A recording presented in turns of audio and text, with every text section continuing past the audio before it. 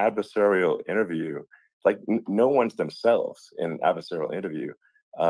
So and this is really aimed at kind of open-minded, independent voters who are just trying to make up their mind. And so you can understand like what is what is it just like to have a conversation? So a great conversation yesterday. As you mentioned yesterday, if we could just record that conversation and post it would have been excellent. And I hope we can have something like that today. Well, I think we will. I'm pretty sure we will. And congratulations, because I see you broke every record in the book with so many millions of people. And it's an honor. We view that as an honor. And then you do want silencing of certain voices. Usually those are voices that have something to say that are constructive, oftentimes constructive. And so we have to consider it an honor. But congratulations on breaking every record in the book tonight. That's great. Well, thank you. Well, I mean, maybe we could start off with, the assassination attempt, which was an incredible thing. And I have to say that, your actions after that assassination attempt were inspiring. You, instead of shying away from things, instead of ducking down, you were pumping your fist in the air and saying, fight, fight, fight. And I think that's, the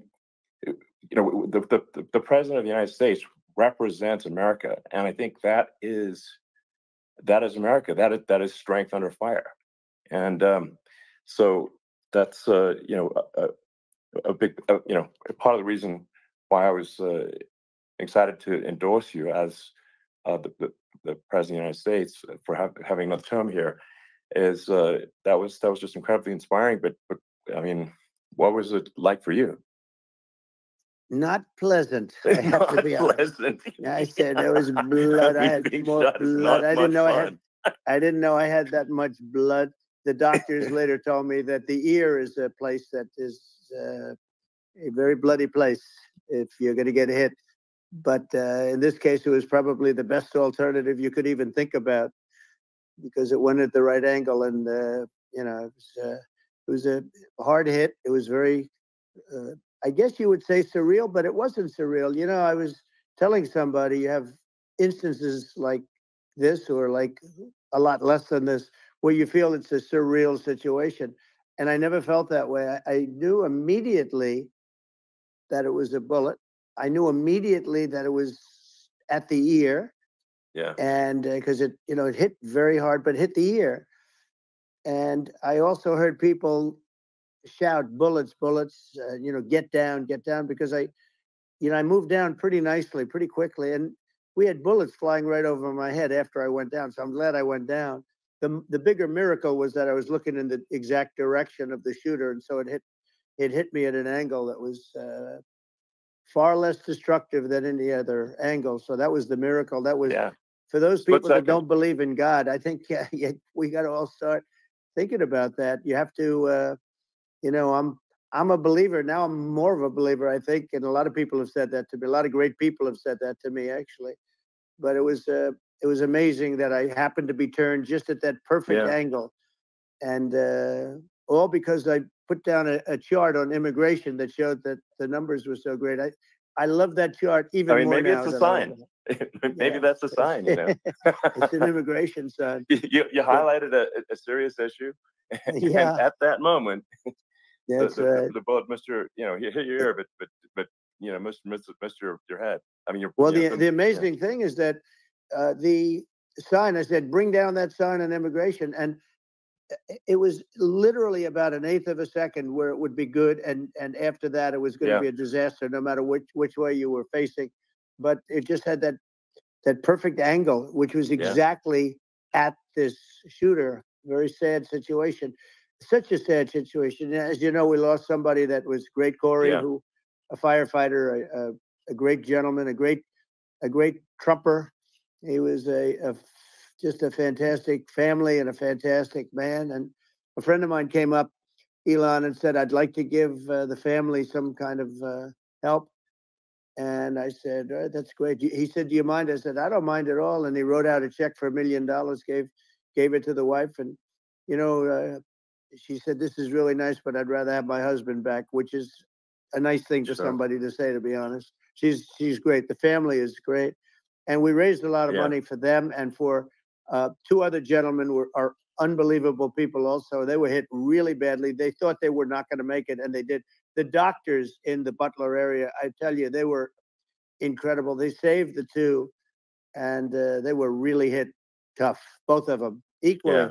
And we thought, my first question was, because I heard bullets flying over me, and I said, how many people were killed? Because we had a massive crowd there, a tremendous, thousands and thousands of people, and there was no land. I mean, it was all people. So I said, how many people have been killed? Because I knew there were other shots being fired. And they said, we don't know yet, but some people have been badly hurt. And I have to give the Secret Service sniper, they call him, or sharpshooter, but sniper, because he didn't know there was a problem. He's an extraordinary shot, obviously, and he didn't know there was a problem. And he was able to pick it all out within 5 seconds. And he used one bullet from very far away, I guess probably about 400 yards. The shooter was 130, but he was on the opposite side of the field and the podium. And he saw the smoke and the flame from the gun, immediately recognized it, and immediately took a shot. And it was one perfect shot from very far away. And if he didn't do that, Elon, he would have. I mean, if he would have, a lot more people could have been badly hurt and killed. So I have to take my hat off to him, because that's also a surreal. You know, he's been with them for 23 years, and he's never had anything like this. And all of a sudden, he has to act, and it's a very tough thing to act and to be shooting somebody.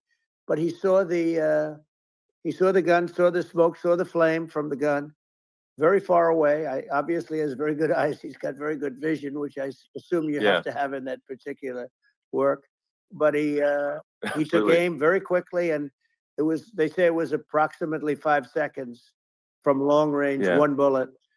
If that didn't happen, because the shooter had a lot of bullets, he had a lot of cartridges up there with him. So could have been very. I mean that's clearly he was very competent in taking that shot to stop the attempted assassination.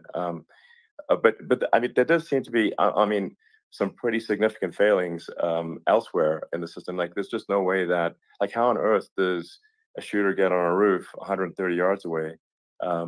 That seems crazy. I think most people people are wondering how on earth could such a thing happen. Well, I view it as two ways. There should have been nobody on the roof. There were people, because there were so many tens of thousands of people there. There were people that were seeing him, and there was one woman with a red shirt and Trump all over it, and she's screaming, "That guy's got a gun!" You saw it probably. There's a guy up there with a gun. I mean, it's like I guess, for my part, and I think probably many members of the public are wondering, how the heck are, basically people wondering by pointing out there's a guy on the roof with a gun. And they're seeing it, but somehow it's not being addressed. That does seem crazy. Well, they're going to learn from this. The communication between the local police, who sort of had an idea, and then ultimately a man lifted himself up to the roof, could barely do it because he was pulling himself up, and he saw the man with the gun. The man with the gun pointed the gun at him. He thought he was probably going to get shot, but he was like pulling himself up, and because of that, he couldn't get to his gun, and he fell down. Actually, very badly hurt his leg, his ankle. I hear very badly, but he fell down, and he did. From what I understand, he did say, "There's a guy up there with a gun," and the shooting started very quickly after that. I think it forced the shooter to go maybe quicker. He was supposed to be a very good shot. My sons, Don and Eric, they can't believe what happened, but they said from 130 yards, a bad shot would hit that target almost every time. They said it's like in golf, sinking a 2-foot putt. Yeah, it's not a hard, it's not a tough No, shot. it's not a long shot. The Secret Service person had the long shot. He had triple the Yeah, distance actually. So it was a terrible thing. Look, uh, it's hard. I have to say this about the Secret Service. When I went down, and I went down based on I think they're screaming, but other people also because people saw this happen. You had so many people. One of the miracles was that nobody ran. I mean, if a gun goes off, the crowd yeah, control people showed us this. When guns go off, and it does happen in stadiums at a soccer match or some kind of a match, everybody flees. They call it a stampede, like cattle. But everybody, and a lot of yeah, people get killed with those stampedes. We had sure. more people than you'd have at some of these matches or these games, and nobody left. You had a small group behind us in the grandstand, and that was full. And you look at it as it was taking place, and normally they'd be running. They didn't leave. They saw that I was hurt. They saw a lot of blood, and they saw that I went down. And it's almost like they wanted to be with me. Well, out front, you had thousands, tens of thousands of people. As far as the eye could see, you had people in Butler, as far as the eye could see, and uh, Yeah, and a lot of press too. There was many cameras on watching this. It's what makes it so different because normally things happen that aren't good, but you never have a picture of it. Here we have all these cameras shooting it, so yeah, sort of amazing. But one of the interesting things was that you didn't have anybody flee. You didn't have anybody stampede. sure. Nobody. And there were some people behind me. They stood up and they're looking like, I mean, I'll tell you, Yeah, you yeah, want to have them in a foxhole with you. I want to meet some of those people sure, because sure. it's so different from what you heard. But so, so I was down. But the Secret Service Yeah, guys, there were bullets flying right over my head. You could hear them go whizzing, yeah, and these guys came jumping on top of me, and a young lady, Kate, uh, would jump. They moved so fast, and let me tell you, that took tremendous courage. Now there was a lack of coordination. There was, obviously everybody understands that that building should have been covered, and yeah, yeah. I mean, that was I the think big that thing. like, I mean, looking at the aerial views, that building would be like the number one spot for a sniper. I mean, it's like the if you were to pick like what is the favorite, what if you so if the goal is to assassinate, what's your favorite spot? That building, the You're roof of right. that building would be number one. That would have been the spot. It's like you can ask for a better No, location. It's like number no, one. that would have been the spot. Um, What people think yeah, is when the local policeman, who, by the way, he really he did what he was supposed to do. He couldn't hold on any longer. And then when he got yeah, his head just peeking above, this guy standing there with a gun at his head. And when he fell down, again, hurt his ankle very badly, but he was making the calls. But what happened is the firing took place very soon. So what they yeah, think is that this guy ran to his site, which he had all planned out with the gun. He ran to the site and he started shooting fast. And maybe that's why he sort of missed. I mean, he uh, yeah. But he as you got said, me, but he it would have could have hit. If been I it mean, could have been a much yeah. bigger problem. But he totally would have hit if you hadn't turned your head. So like there was it was a very near thing. It was a So miracle. If I hadn't turned my head, yeah, I would not be talking to you right now. As much as I like you, exactly. I would not. Yeah, I would not be talking. I mean, talking to me from another realm, perhaps. Yeah, that's Um, right. We'd be talking from a so different place. But it was a very terrible experience. The Butler Hospital, they did such a great job. The doctors were so good. Everybody was so good. There was a mistake.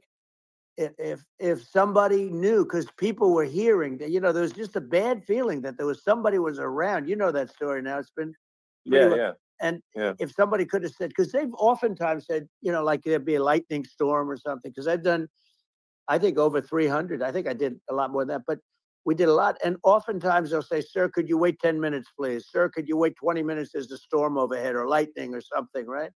And yeah, that happens yeah, often. And this would have been a perfect time for that to have happened, but it yeah. didn't. It didn't get coordinated. That was the problem.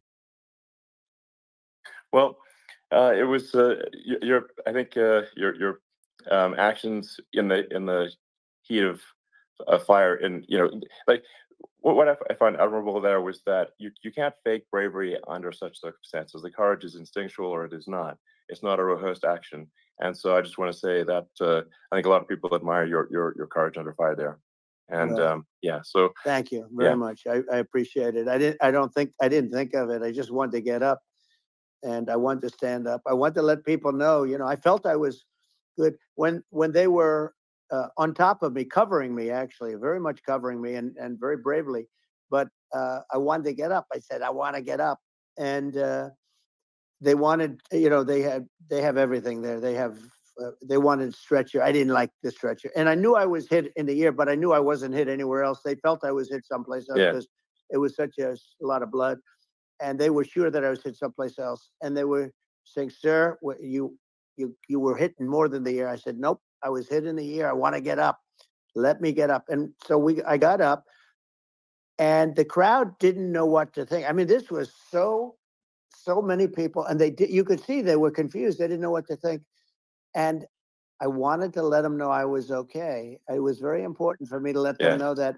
And they went wild. You've seen the after. They didn't go wild when I yeah, got up because they didn't know, was I alive?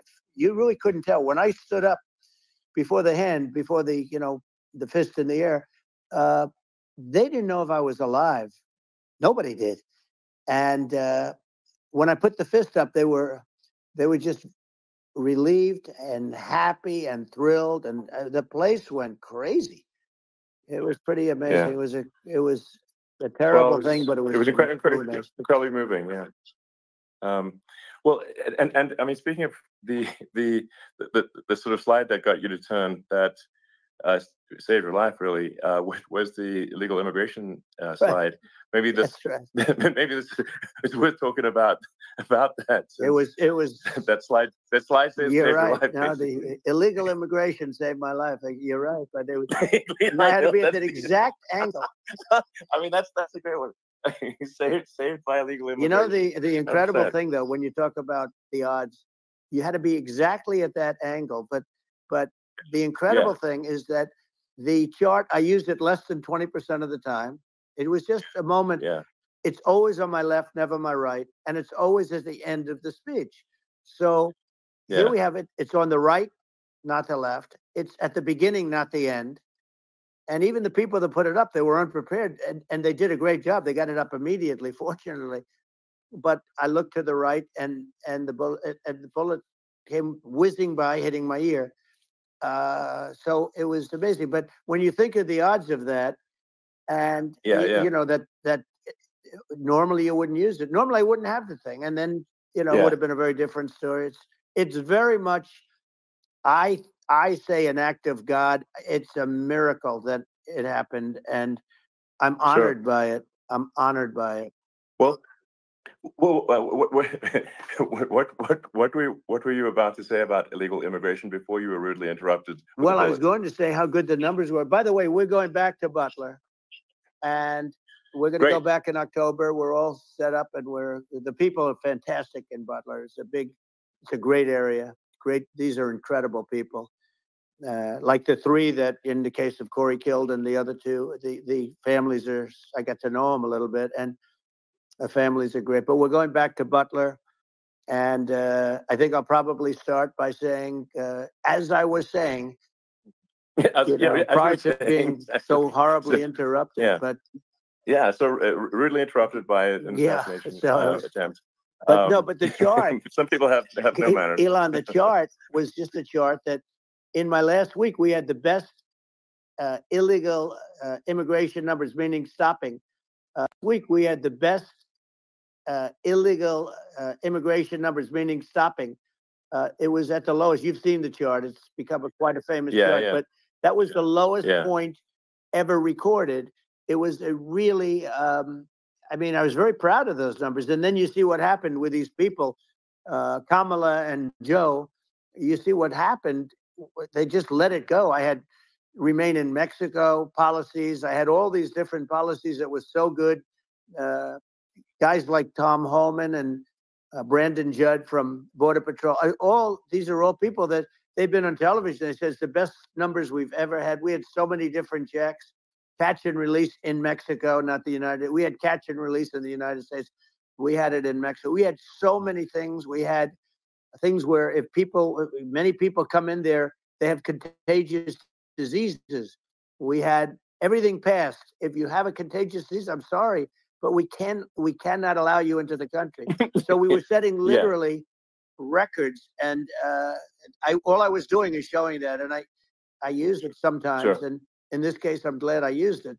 I can tell you that, but they were fantastic numbers. But I'm going to sleep with that chart always. I'll be sleeping with that chart. That chart was very important for a lot of reasons. Well, I mean, would it be accurate to say that you're supportive of legal immigration, but we obviously need to shut down illegal immigration, and especially unvetted illegal immigration, because and that's not the same as saying that everyone who's an illegal immigrant is bad. In fact, I think most people who are illegal immigrants are actually good, but you can't tell the difference unless there's a solid vetting of who comes across the border. Does that accurately represent your position? I say it very simply. They have to come in legally. They have to be checked. Yeah. Because look, Kamala was the border czar. Now she's denying it. Everything that I do, she's saying she was strong on the border. We're going to be strong. Well, she doesn't have to say it. She could close it up right now. They could do things right now. It's horrible. No tax on tips, and all of a sudden she's making a speech and there will be no tax on tips. I said that months ago. And by the way, they had just the opposite. They had not only tax on tips, but they hired 88,000 IRS agents, and many of them were assigned to go get waitresses and caddies and all of this on tips. They have a policy. They had a policy that they were really going to go after you, and were really harassing people horribly. And then all of a sudden, for politics, she says, she comes out with what I said, which I think is terrible. And I think it's also hitting them very hard. These people are fake. Now they're also saying they did a good job on the border. We had the worst numbers in the history of the world, not of our country. There's never been a country in history that has had a catastrophe like this. We've had, I believe, and I think you believe this too, you hear 12 million, 13. I believe it's over 20 million people came into our country, many coming from jails, from prisons, from mental institutions, or a bigger version of that is insane asylums, and many are terrorists. And I'll tell you what, they're coming not just from South America, they're coming from Africa, they're coming from stupidly and horribly bombing Israel October 7th. They're coming from all over the world. And you look at, it's so sad, October 7th, because it should have never happened. Yeah. It's so sad when you look at Ukraine. It should have never happened. We have a defective government. These are defective people, and they're not people that should be running it. But where you see it the best is the border, because you have millions of people coming in a month, and then she gets up and she tries to pretend like she's going to do something. She had 3.5 years. And by the way, they have another 5 months that they can do something, but they won't do anything. It's all talk. She's incompetent and he's incompetent. And frankly, I think that she's more incompetent than he is. And that's saying something, because he's not too good. Yeah. No, I think it is essential to have a secure border. I mean, you're really not a country unless you have a secure border, and secure elections. Absolutely secure elections, and so it's just essential to have a real border, or we can't function as a country, and our services, our essential services are being overwhelmed in a lot of cities. But as we were talking about earlier, I think having a legal immigration process that is smooth and efficient and done well, and I, speaking as someone who is a legal immigrant, and I think that I mean, like, one way to think of it is, who do you want on your team? Who do you want on Team America? And I think we want to just say, okay, we want to let in people who are going to, be great contributors to our society and to our economy, and and who do you want on the team? And it's not to say that, like, in my opinion, actually, I'd say, like, probably most of the illegal immigrants actually are actually good, hardworking people. That's my opinion. But some are not, and and you just have this sort of adverse selection process where, if somebody's, if somebody's like you know, um, uh, has a career in theft or robbery, I don't understand what's taken them so long to get here, because we're such a target-rich environment. Um, I mean, why aren't more people who have a career in bad things coming here sooner? Because it's a piece of cake to go rob, houses in LA or New York, compared to other parts of the world. And in a lot of places in America, if you try to stop the person who's robbing you, you'll be arrested. Yeah. So it's insane. It's right. I mean, what's happening with crime, and our police are so good, but they're not allowed to do their job. But I have to tell you, Elon, They're I hate not. to say it because it's such a downer to say it. I hate to say it. I hate it. But uh, you have a lot of people that just shouldn't be. I think it's a much bigger number than you think. They're I allowing, think you're again, right. they're Yeah. allowing people from their jails. And if you were running one of these countries where they're coming from, you would have had all of them. As an example, Venezuela, their crime is down 72%. They're taking their drug dealers. They're taking, frankly, their prisoners. They're emptying out their prisons. They're taking their criminals, their murderers, their rapists, and they're delivering them into. But that's what Castro did. Yeah, well, he did on a He- much smaller scale. yeah. It was a much smaller Yeah. scale. But this is a massive scale because this is being done worldwide. But here's what's happening: crime all over the world is down. And wait till you see the numbers that we have. This is migrant crime. This is crime that's going to be. Yeah. And I saw it today in New York where somebody was knifed with raped the girlfriend of a man that stood there watching in New York in one of the shelters, and started Sure. pulling out the knives, and bad things happen today. But this is happening every day. These are rough people. These are people that are in jail for Yeah. murder and all sorts of things. And they're releasing them into our country. And they're telling them, if you come back, we're going to kill you. We're going to give you the death penalty or kill you. So they don't want to come back. But these are rough people. Yeah. These are criminals that make our criminals look like nice people. And it's horrible what they're doing. And she's in charge of it because, now she's trying to say Sure. she had nothing to do with it. And she's such a liar because she was called the border czar the first day, and it was on the headlines of every newspaper. She's the border czar, and she never even went there. She went to one location, which had nothing to do with where the problem is. She went in and out, I Right. guess, because she was getting a lot of pressure, but Yeah. had nothing to do where the problem Yeah. is. But she was the Well, border czar, and people Yeah. can't allow them to get away with their disinformation campaign. Now she's trying to say that she wasn't really involved, and the whole thing is horrible. She was totally in charge.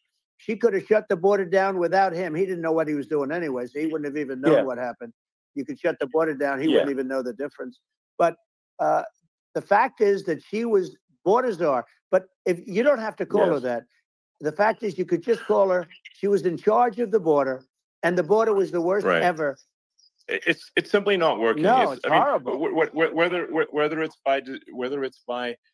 Whether it's a question of intention or competence, either way, we don't have a secure border, and we have people streaming over like it looks like a World War Z zombie apocalypse at times.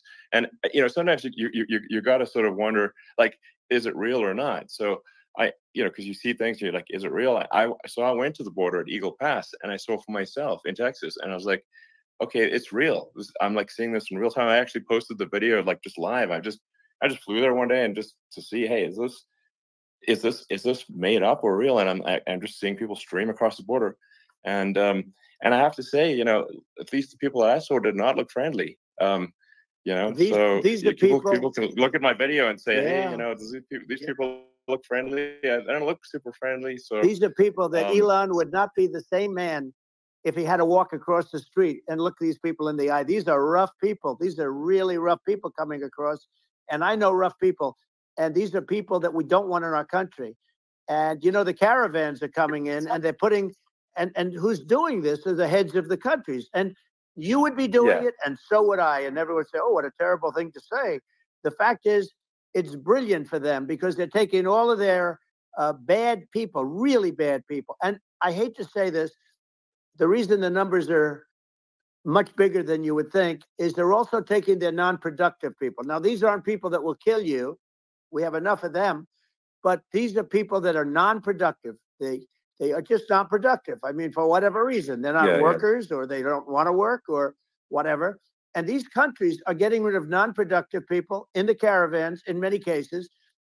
And they're also getting rid of their murderers and their drug dealers and the people that are really brutal people. And they're coming into our country at levels that have never been seen before. And I saw an ad just before I got on the air. I'm walking over here, and I saw an ad by Kamala saying how she is going to provide border security. Where has she been for 3.5 years? For 3.5 years, we have 20 million people for it. It's a terrible. Yeah, I think this, frankly, I think this is a fundamental existential issue for the United States. And if we have another 4 more years of open borders, and it's going to be even worse with another 4 more years, it's going to be even worse than it's been for the past 3.5 years. I'm not sure we've got a country. You don't have a country left. Elon, if they get in, you will have 50 to 60 million people from all over the world, not South America only. You know, we think of South America, we think of Honduras and El Salvador, Guatemala, and Mexico, you know, the 4. But it's not that. It's everywhere. They're coming in from everywhere. And I had to stay in Mexico. Yeah, I think this is a super important point. Like, people, it's like, basically, when I went down there, I was like, well, where are people from? It's like almost no one was from Mexico. No, Mexico less. It's just the border. It's just the border with Mexico. But the people coming in, it's Earth, the rest of Earth, and America is only about 4 or 5% of the population of Earth. It would only take a few percent of the rest of Earth to overwhelm everything. We're already overwhelmed, Elon. We're overwhelmed. You had to see the news tonight about New York, and I love that place. And what they're doing to it is horrible. What they're doing to it, and all the courts do is they try and focus on Trump. Okay, then let's focus on Trump, who did nothing wrong. I complain about a rigged election. Elon, what's happened is unbelievable. You have from Africa. From the Congo, they're coming from the Congo, and 22 people came in from the Congo recently, and they're murderers, and they're dropped. They drop them. They take them out of jails, which is very expensive, to maintain the jails. Although they don't do too much maintaining, I can tell you. But they take them out of jails, prisons. They take them out, and they bring them to the United States. They deposit them in the United States and say, "Don't ever come back, or you're going to be executed." And they don't want to come back. But they won't come back. Sure. But they're coming from Africa. They're coming from Asia. They're coming from the Middle East. They're coming from South America. Well, they're coming from everywhere. Earth, basically. And there are a lot of really bad ones. It's just an everywhere on Earth thing, and it's just not possible for the United States to absorb everyone from Earth, or even a few percent of the rest of Earth. It's just not possible. So, well, Elon, we're going to have to finish this up. We're going to have the largest deportation in history of this country, and we have no choice. Otherwise, we're going to have a country. What they've done to our country. Think of it, with in Venezuela and in some of these other countries, crime is down 50, 60, 70, 80%. And you would be the same. You would have. Yeah. I'll tell you what. Venezuela has not gotten rid of all of them. They've gotten rid of about 70% of their really bad people. Their jails are about 50%. Put into the United States. The same with other countries. Sure. Some are at 30%, some are at 50%. They're all different. But the bottom line is they're all going to be at 100%. Why wouldn't you put 100% of it? And they're doing it right now while this third-rate phony candidate. Don't forget, I beat Biden. He failed in the debate miserably. And, some people said, oh, gee, it's too bad. It's too bad he did so badly, or I did well in the debate. The first night they said, wow, one of the people at CNN said that was the greatest debate performance I've ever witnessed. And then 2 days later, they didn't talk about that. They just said he was bad. But that's okay. That's the way I get treated, and I don't mind that at all. What I can tell you is this. We cannot have a Democrat. We cannot have her. She's incompetent. She's as bad as Biden in a different... Look, she hasn't done an interview since this whole scam started. And say what you want. This was a coup. This was a coup of a president of the United States. He didn't want to leave, and they said, we can do it the nice way, or we can do it the hard way. Yeah, I mean, they just took him out back behind the shed and basically shot him. What they did with this guy, So, and I'm no yeah. fan of his, and he was a horrible president, the worst president in history. And one of the reasons he was so bad, first of all, the Israeli attack would have never happened. Russia would never have attacked Ukraine, and we'd have no inflation. And we wouldn't have had the Afghanistan mess, if you think of it. Well, and we wouldn't have had yeah. Afghanistan. But we think of Well, it. You take a few of those events away, and we have a different world. We would also have inflation was caused by oil. Yeah, no. I think you make an excellent point here, which is that when other countries can, that are are thinking about invading or doing bad things, when they're thinking about that, they're thinking about, okay, what's the American president going to do, and do they fear the American president, or is there someone they do not respect and do not fear? And I think they would. They rightfully be. I mean, but look at that the footage with the assassination. They're like, okay,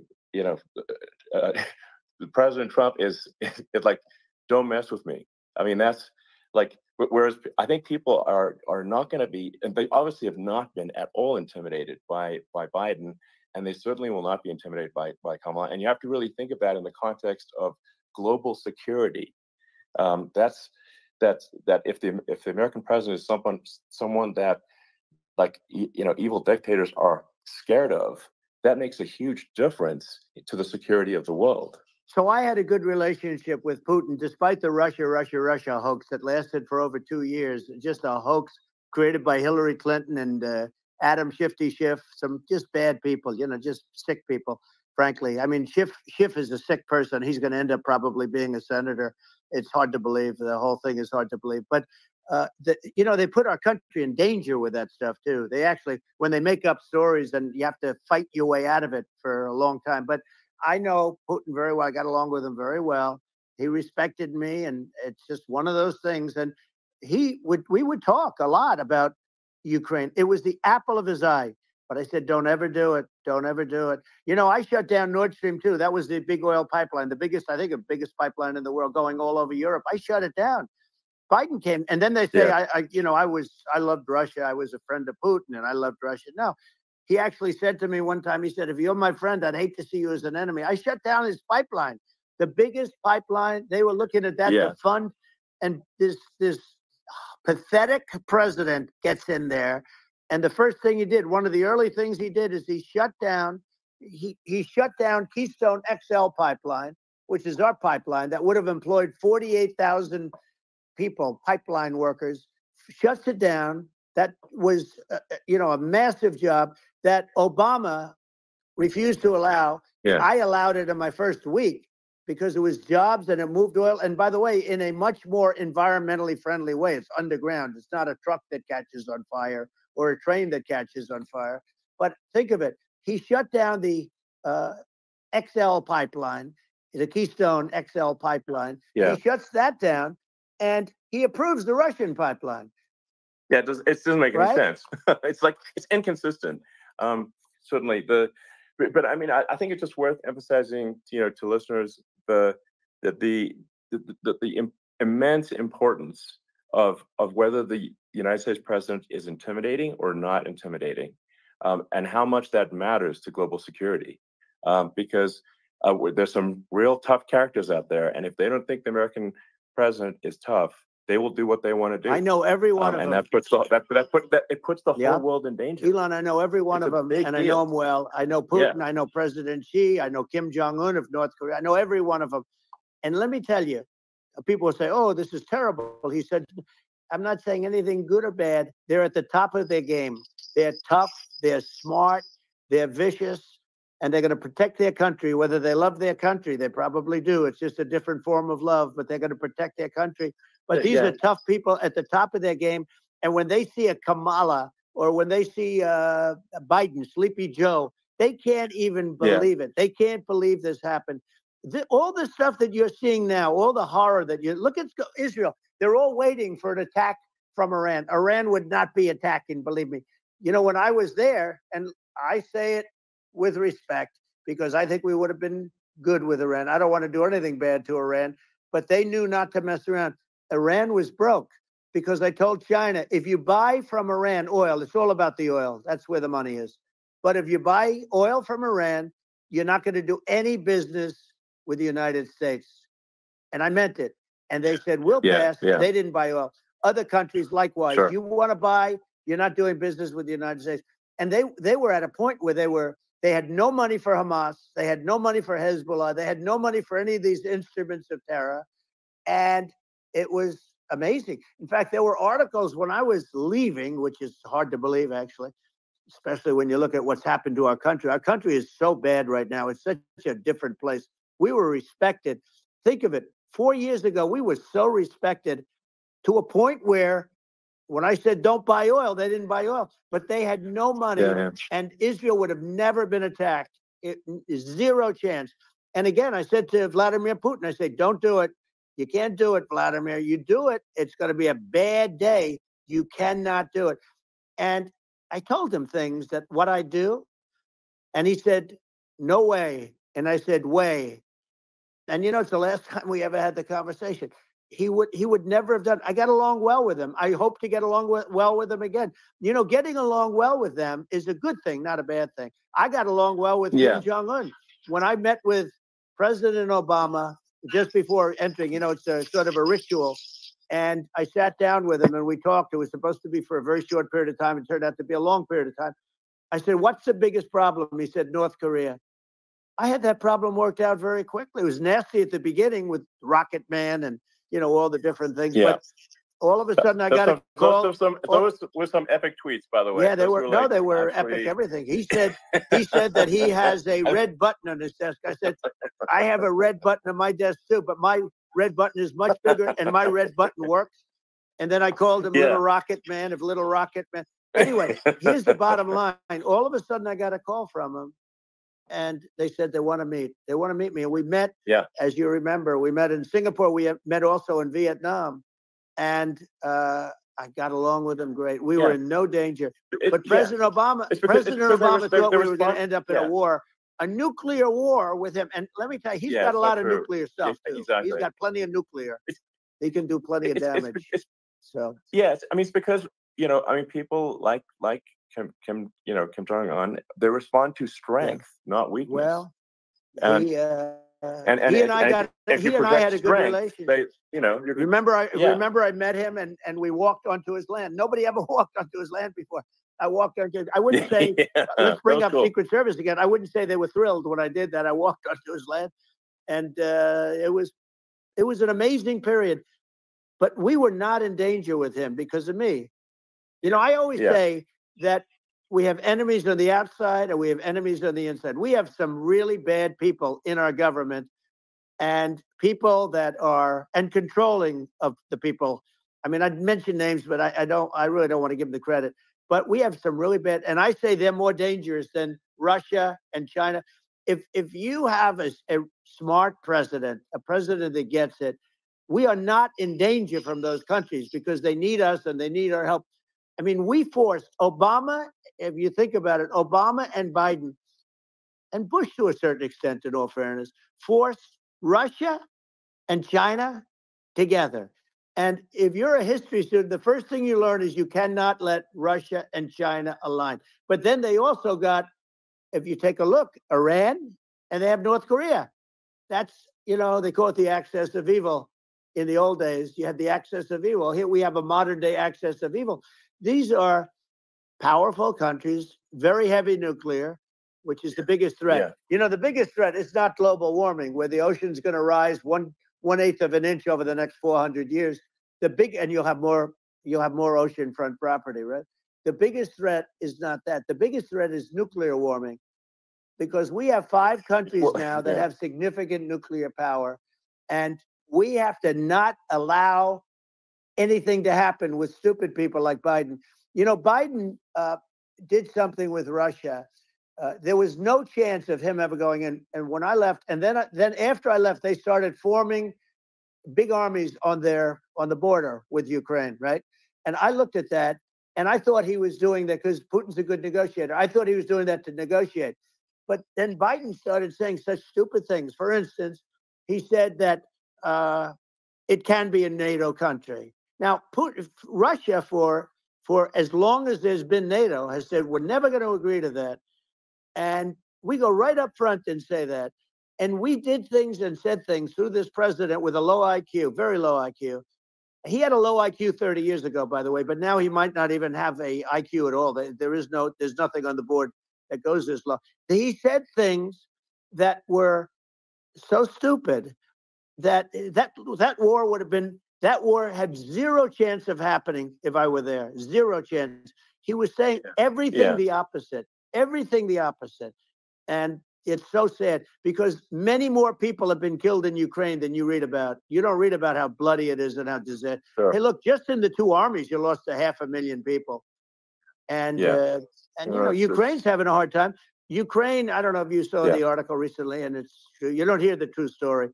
But if you think about it, Russia's gone, Russia defeated Germany with us, and they defeated Napoleon. They've been around a long time. They're a big fighting force. Yeah. Sure. And it's very unfair. And Ukraine now doesn't have enough men. They're now using young men and very old men to fight. And we're in a very bad position. And I'm not going to blame exclusively, but I can tell you I could have stopped that. And a smart president could have stopped that. It wouldn't have happened. But we had a man that actually made it more prevalent. It was so bad. The words that he was using, the stupid threats coming from a stupid face that he was using. I said, this guy's going to cause us a war. He's going to cause us. And let me tell you, it can lead to World War III.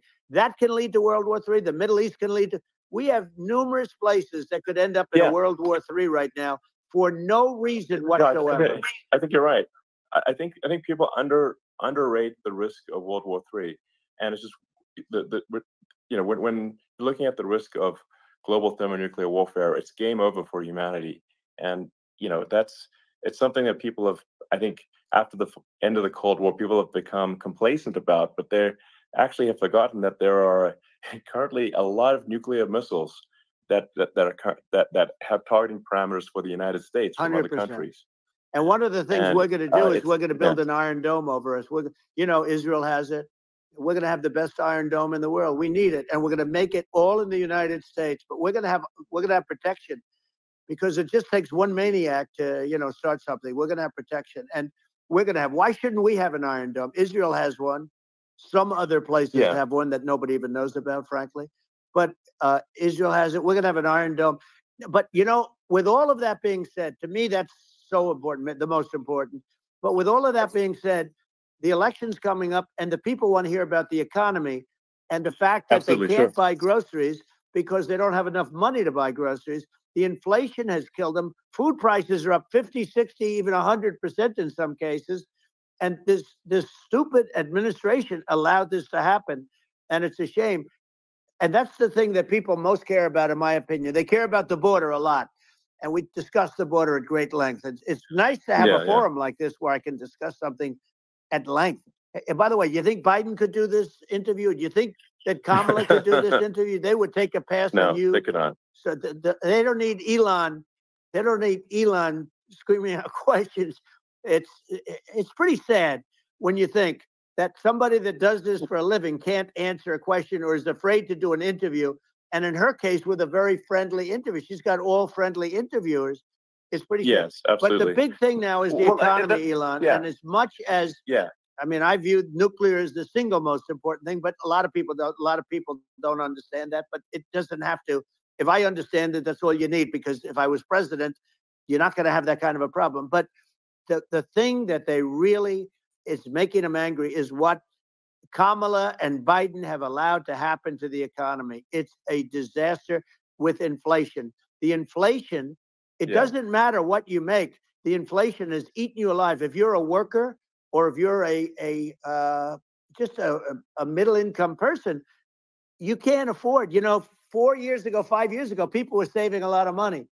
Today, they're using all their money and borrowing money just to live. It's a horrible thing that's happening. And we'll end that quickly. Well, I think a lot of people just don't understand where inflation comes from. Inflation comes from government overspending, because the checks never bounce when it's written by the government. So if the government spends far more than it brings in, that increases the money supply. And if the money supply increases faster than the rate of goods and services, that's inflation. So really, we need to have we need to reduce our government spending, and we need to re-examine. I think we need like a government efficiency commission to say like, hey, where are we spending money that's sensible? Where is it not sensible?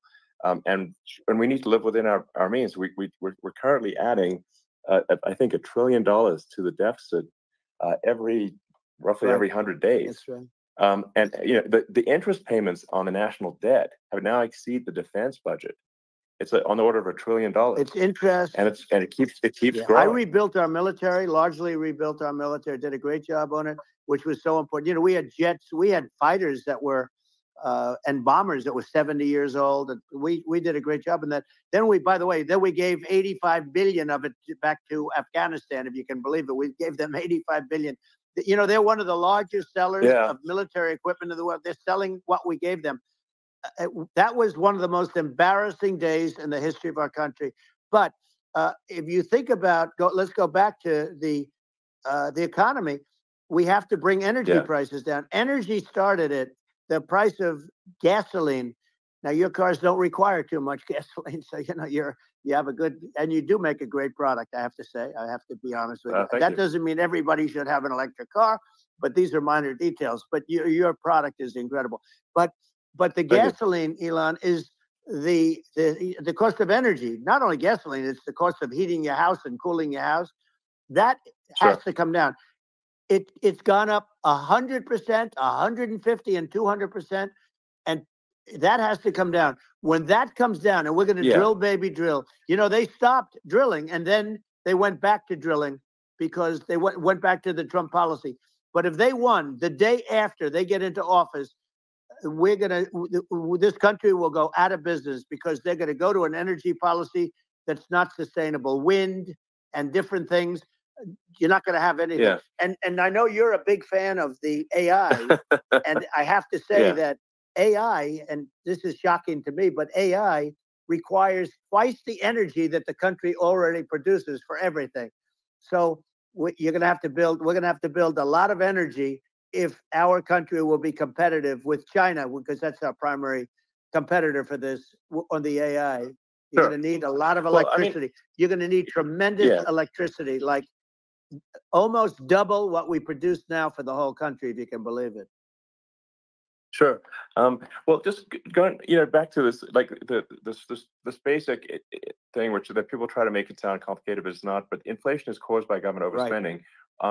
Would you agree that we need to take a look at government spending and have perhaps a government efficiency commission that just tries to make the spending sensible, and so the country lives within its means, just like a person. The waste is incredible, and nobody negotiates prices.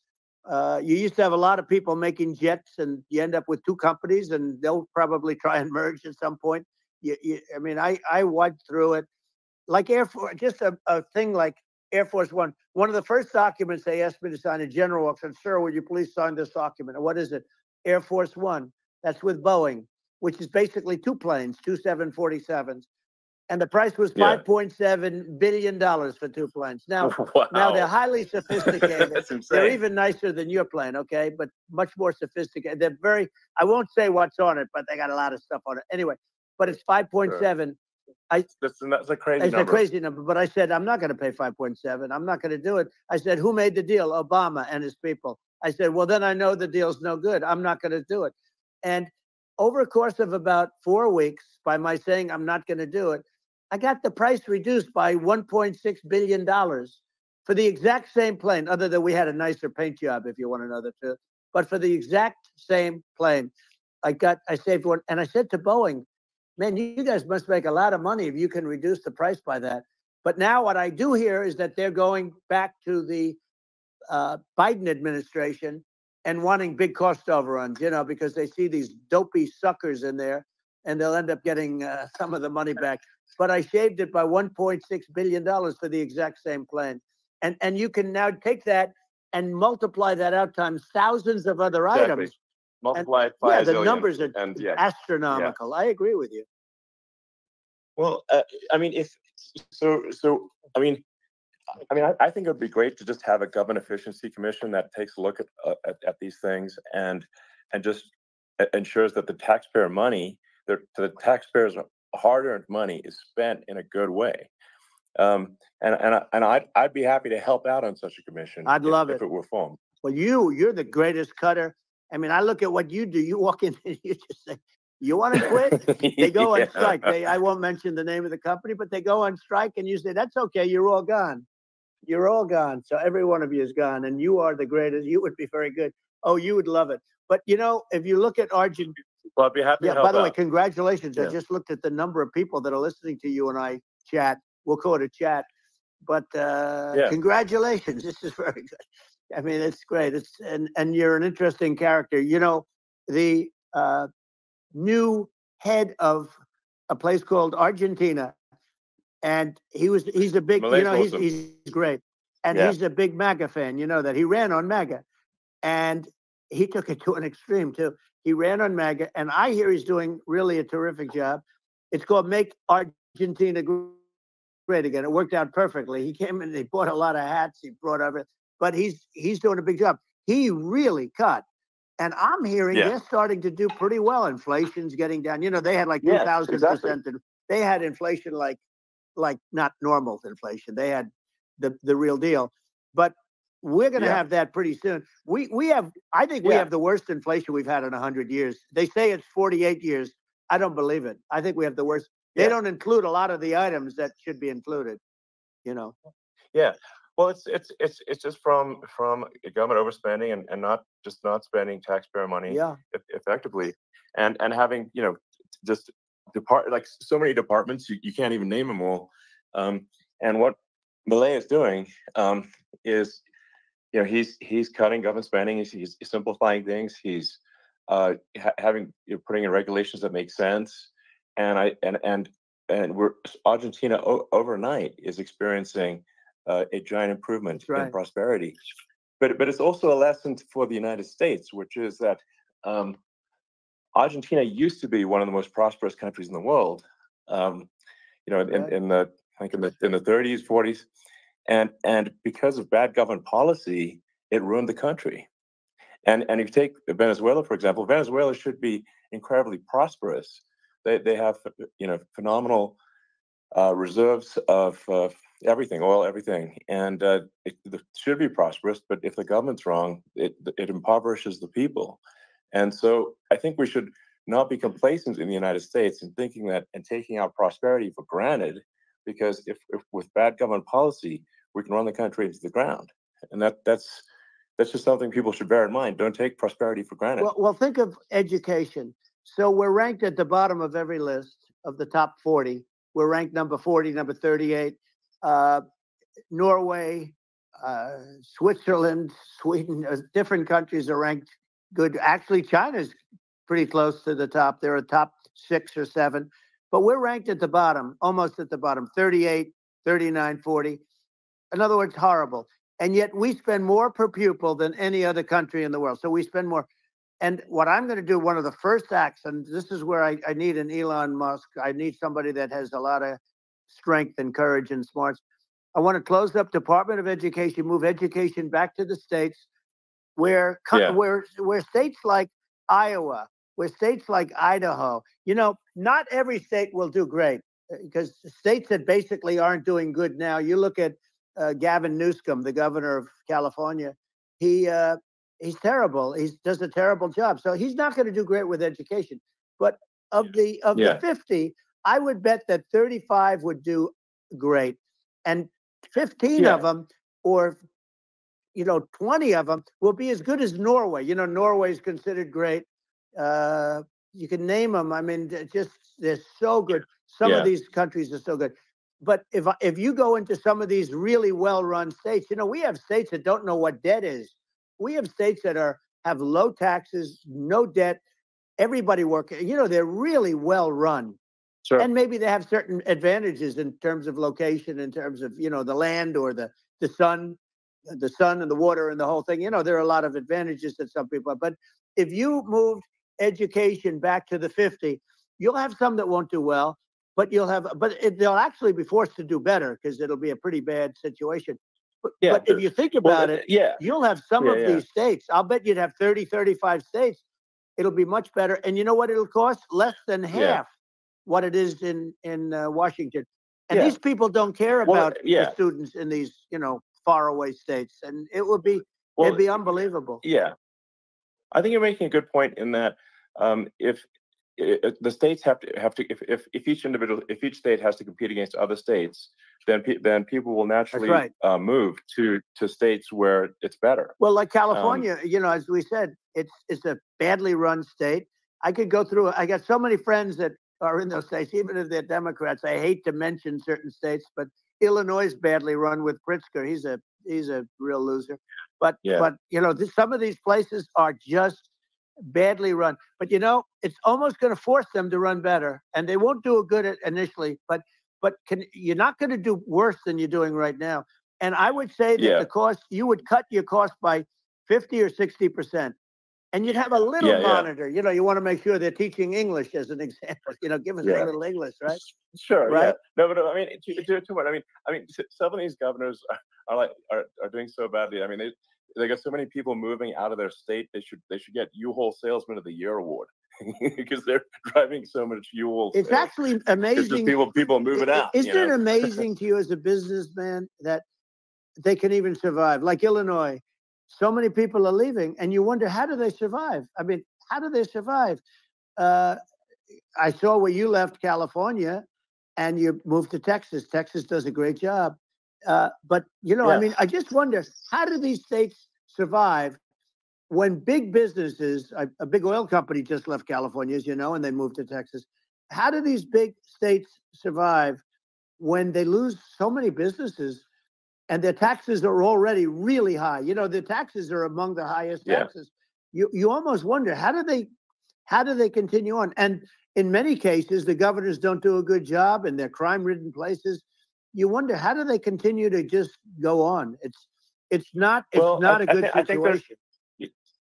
I think the only thing that's going to force some of these states to change is if they risk bankruptcy and they're not getting bailed out by the federal government. Right. Well, that's the only thing that's that. going to get them to change. You remember the area in California where they had that, where I guess somebody had sticky fingers and they stole a lot of money, and they went into a form of chapter, and it was very nasty for a period of time. But now it's probably the most popular place in all of California. So at some point, something like that may have to happen.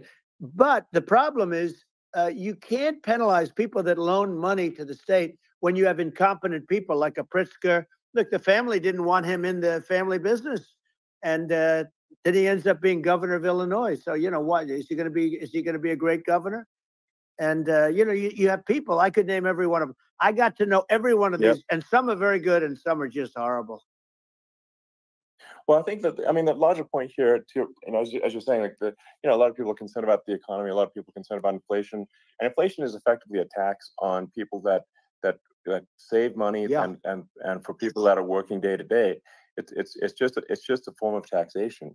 And if we can solve the government spending problem, we'll solve the inflation problem, which means people will have a better standard of living, and that's a really big deal. Well, the people that got hurt worst are the people that did it the way they were taught to do it all through, their younger life and their young life and their whole life. The people that saved money and then they got no interest on their money and inflation destroyed them.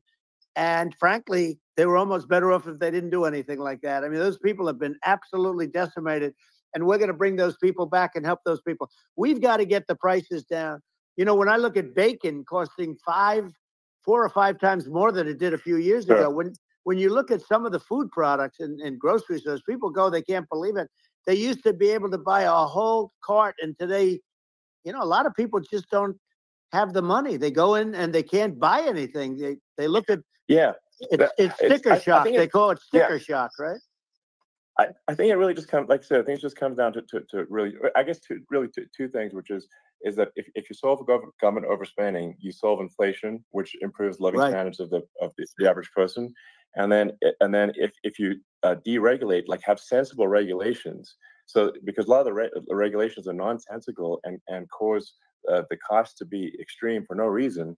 But unless you've got effective deregulation, like Reagan did a great job on deregulation in the 80s, but it's been 40 years since we had anyone really. I mean, during your administration, we made some progress, but I think there's opportunity to make, I think, radical progress with sensible regulation. Elon, those two things, those are the big deals. We set a record. We did more deregulation and more restrictions on all of the different businesses than any other president. Remember, I had the rule for every one we put in, you have to get rid of 10 or 12. And we did radical cuts on all of that. And a lot of that's being put back by this administration. And we did radical cuts on things that weren't necessary. But we were all set. You know, we had the best economy ever maybe in the world. And then what happened is COVID came in and we had to focus on that. And nobody knew what it was. And I always say I got good marks on economy, good marks on military. We knocked out ISIS. We did so many different things. We rebuilt. But, you know, I never got the credit that we really deserved on what we did with COVID. We never got the credit. But had that not happened, a gift from China, from Wuhan, came in from Wuhan, the Wuhan labs, and I always said it, and it turned out to be right. But had that not happened, we were set to start reducing debt. We were going to reduce taxes further. I gave the largest tax cuts, and we were going to reduce taxes still further for middle-income people, not only businesses. But we did it for businesses because they're the ones that's why we had the great job numbers. But we were set to really start reducing debt. And, you know, we're sitting on the biggest pile of liquid gold anywhere in the world, bigger than Saudi Arabia, bigger than Russia. And we were going to drill, and we were going to make so much money. We were going to supply Europe with oil. I had stopped the Russian pipeline, and we were going to supply them with oil and gas. We were going to make a fortune. And then the COVID came in, and we really had to divert. Then what happened is when they came in, you know, we kept a lot of businesses alive. If I didn't do what we did, we would have had a 1929 type depression. But the problem is when Biden came in, he got trillions of dollars and just started spending it stupidly. You didn't need it anymore. You know, we got over that bad period where everybody was dying and, you know, it was just not a good period. Interestingly, you know, during his administration, many more people died during his administration of COVID than during my administration. And we really got the brunt of it. But people don't realize more people died during his administration than ours. But it diverted us from doing what I wanted to do. But we had the greatest for, you know, almost 3 years. We had the great, and you know that probably better than anybody. So many of your friends said to me, the best years we've ever had in business were during the Trump years. And also said that African American, Hispanic American were so incredible. They were having the best. Asian American women, men, young people without a diploma, young people that graduated from the best colleges, from MIT, from the Wharton School, from all of the great colleges, Harvard. They were doing better, and people without a diploma were doing better, and everybody was happy. And then COVID came, and we had the problem is they spent trillions and trillions of dollars. They wasted. They shouldn't have taken any money, and we wouldn't be having inflation right now, which is killing our country. Yeah, absolutely. I mean, I should probably say something about, like, you know, maybe my views on, you know, climate change and oil and gas, because I think it's probably different from what most people would assume. Because my views are actually pretty, I think, moderate in this regard, which is that I don't think we should vilify the oil and gas industry and the people that have worked very hard in those industries to provide the necessary energy to support the economy. And if we were to stop using oil and gas right now, we would all be starving, and the economy would collapse. So it's, you know, I don't think it's right to sort of vilify the oil and gas industry. You know, the world has a certain demand for oil and gas, and it's probably better if the United States provides that than some other countries. Sure. And it would help with prosperity in the U.S. And at the same time, obviously, my view is like we do over time want to move to a sustainable energy economy, because eventually you do run out of. I mean, you run out of oil and gas. It's not there. It's not infinite.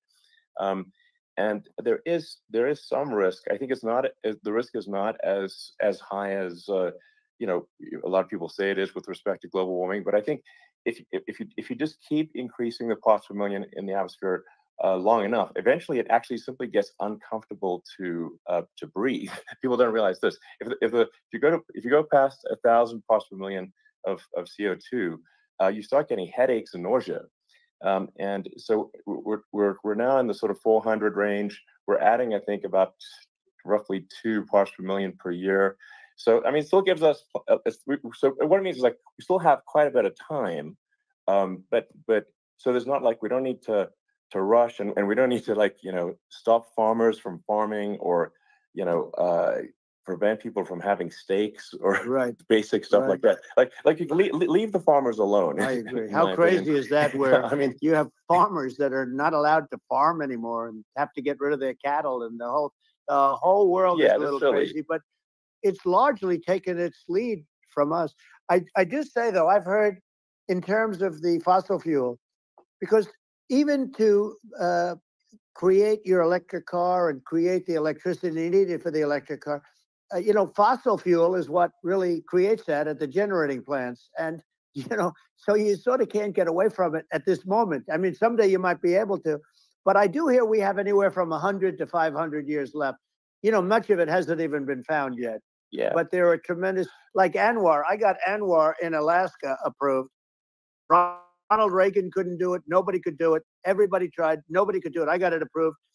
The first thing that Biden did was unimprove it, to get rid of it. He ended it. His secretary went in and she ended it. And what a disgrace. That's ANWR. That's bigger, or they think it could be bigger than Saudi Arabia in Alaska. Could be bigger than Saudi Arabia. But they went in and they terminated it. And I'll get it going very quickly, because not only is it big for Alaska, I mean, you talk about economic development, that for the United States, I mean, that is, they say bigger than Saudi Arabia or the same size, and pure, really good stuff. And, you know, they end it. So I think we have, you know, perhaps hundreds of years left. Nobody really knows. But during that time, something will come around that will be very good. Yeah. Well, I mean, my estimate would be, you know, a little more aggressive than that. But it's not the sort of like we're all going to die in 5 years stuff. That's obviously BS. But I mean, my view is, like, if you just look at sort of the parts per million that increments every year, you know, you get sort of 2 or 3 parts per million every year of CO2. I mean, I think some of that it's problematic if it accelerates, if you start going from 2 or 3 to, say, 5, and then there may be some situations where you get just a step change increase in the CO2.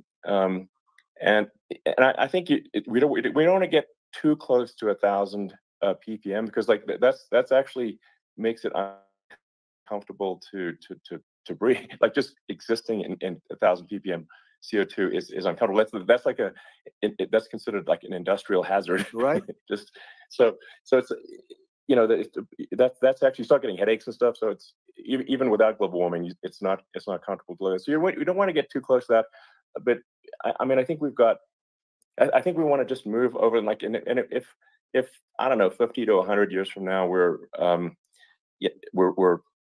I don't know, mostly sustainable, I think that'll probably be okay. So it's not like the house is on fire immediately, but I think it is something we need to move towards. And on balance, it's probably better to move there faster than slower. But like I said, without vilifying the oil and gas industry, and without causing hardship in the short term, I think this can be done. Without, you know, people can still have, you know, a steak, and they can still drive gasoline cars, and this, you know, it's okay. It's like, it's not. I don't think we should vilify people for it, but I think we should just generally lean in the direction of sustainability. And I actually think solar is going to be a majority of Earth's energy generation in the future, and it's certainly trending that way. Hmm. And so you get the solar power, combine that with batteries, so because obviously the sun doesn't shine at night, and then you use that to charge the electric cars, and you have a long-term sustainable solution. And that's what Tesla is trying to move things towards, and I think we've made a lot of progress in that regard. But when you look at our cars, we don't believe that environmentalism, that caring about the environment should mean that you have to suffer. So we make sure that our cars are beautiful, that they drive well, that they're fast, they're sexy. I mean, they're cool. In fact, literally, I mean, this sexy joke, Model S, Model 3, Model X, and Y spells out sexy. It's probably the most expensive joke out there.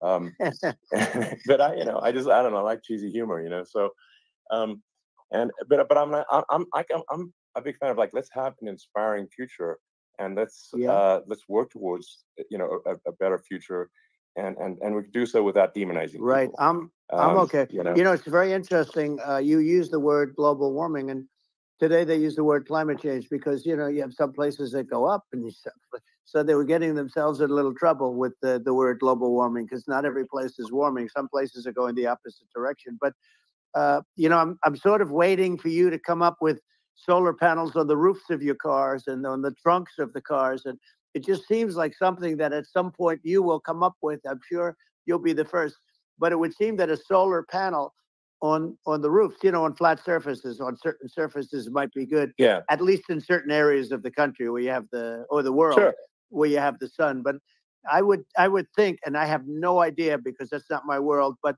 I would think that this would be something that would be interesting. But the one thing that I don't understand is that people talk about global warming or they talk about climate change, but they never talk about nuclear warming.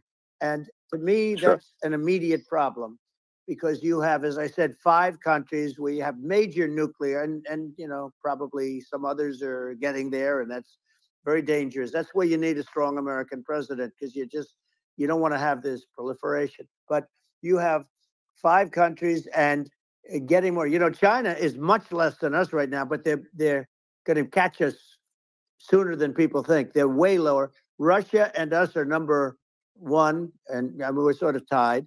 And China is far behind, but they're developing at a level that you're not surprised to hear very fast. They'll end up catching up, maybe even yeah, surpassing. But to me, the biggest yeah, problem is not climate change. It's not, and everything's a problem, but it's degrees. To me, the big problem is the nuclear power. The power of nuclear is so great. And when I talk yeah. about Nuclear power is underrated. It's I'll awesome. prevent World War Yeah, III, I will. But the truth is that you have to, because this is no longer army tanks going back and forth and shooting at each other. This is yeah. a level of destruction and power that nobody's ever seen before. Yeah, and actually, there's the bad side of nuclear, which is a nuclear war, very bad side. But there's also, I think, nuclear electricity generation is Absolutely. You're underrated, right. and it's actually, people have this fear of nuclear electricity generation, but it's actually one of the safest forms of electricity generation. It's just a huge misunderstanding. Um, and if you look at the injuries and deaths, caused by, say, I mean, I'm not going to try to pick on coal mining, but just any kind of mining Right. operation. And there's a certain number of injuries and deaths per year. And you compare that to nuclear. Nuclear is actually way better. So it's underrated as an electricity source, and I think it's something that's worth reconsidering. But there's so much regulation that people can't get it done.